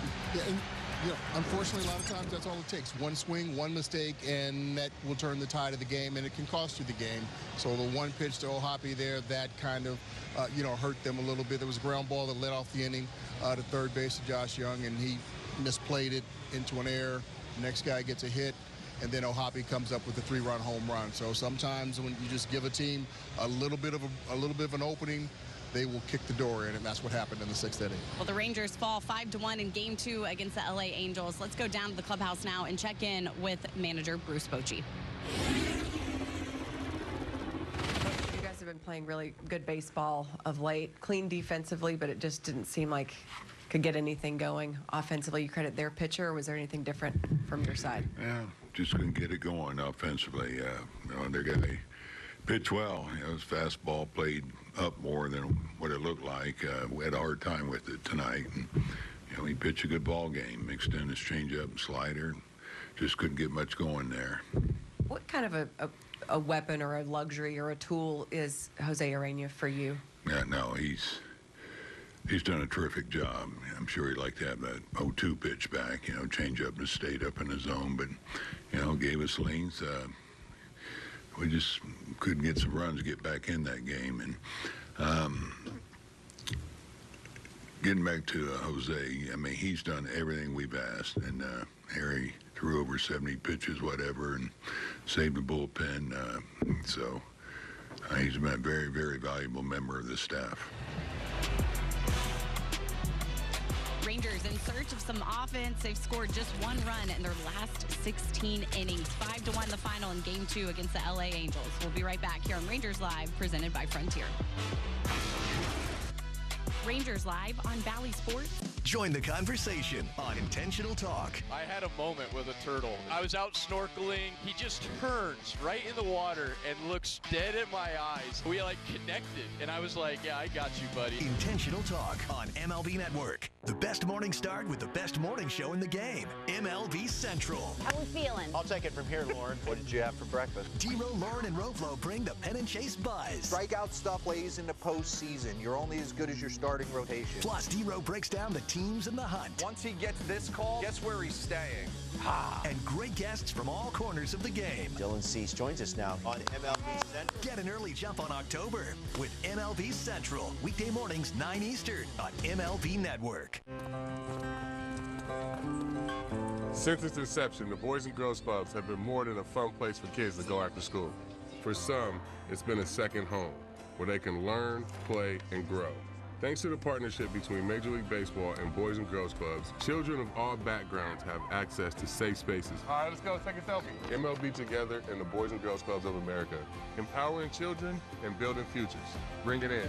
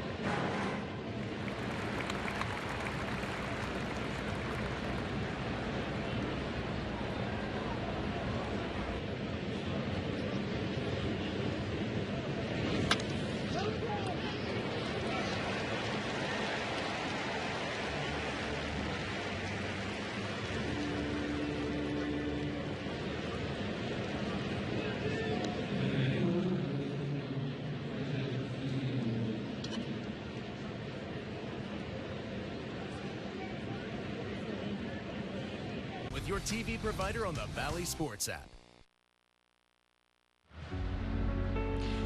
Some sad news to share. Yesterday, we lost a pioneer in the TV world, Phil Garvin. He was the founder of Mobile TV Group, the trucks we use here throughout all the Valley networks.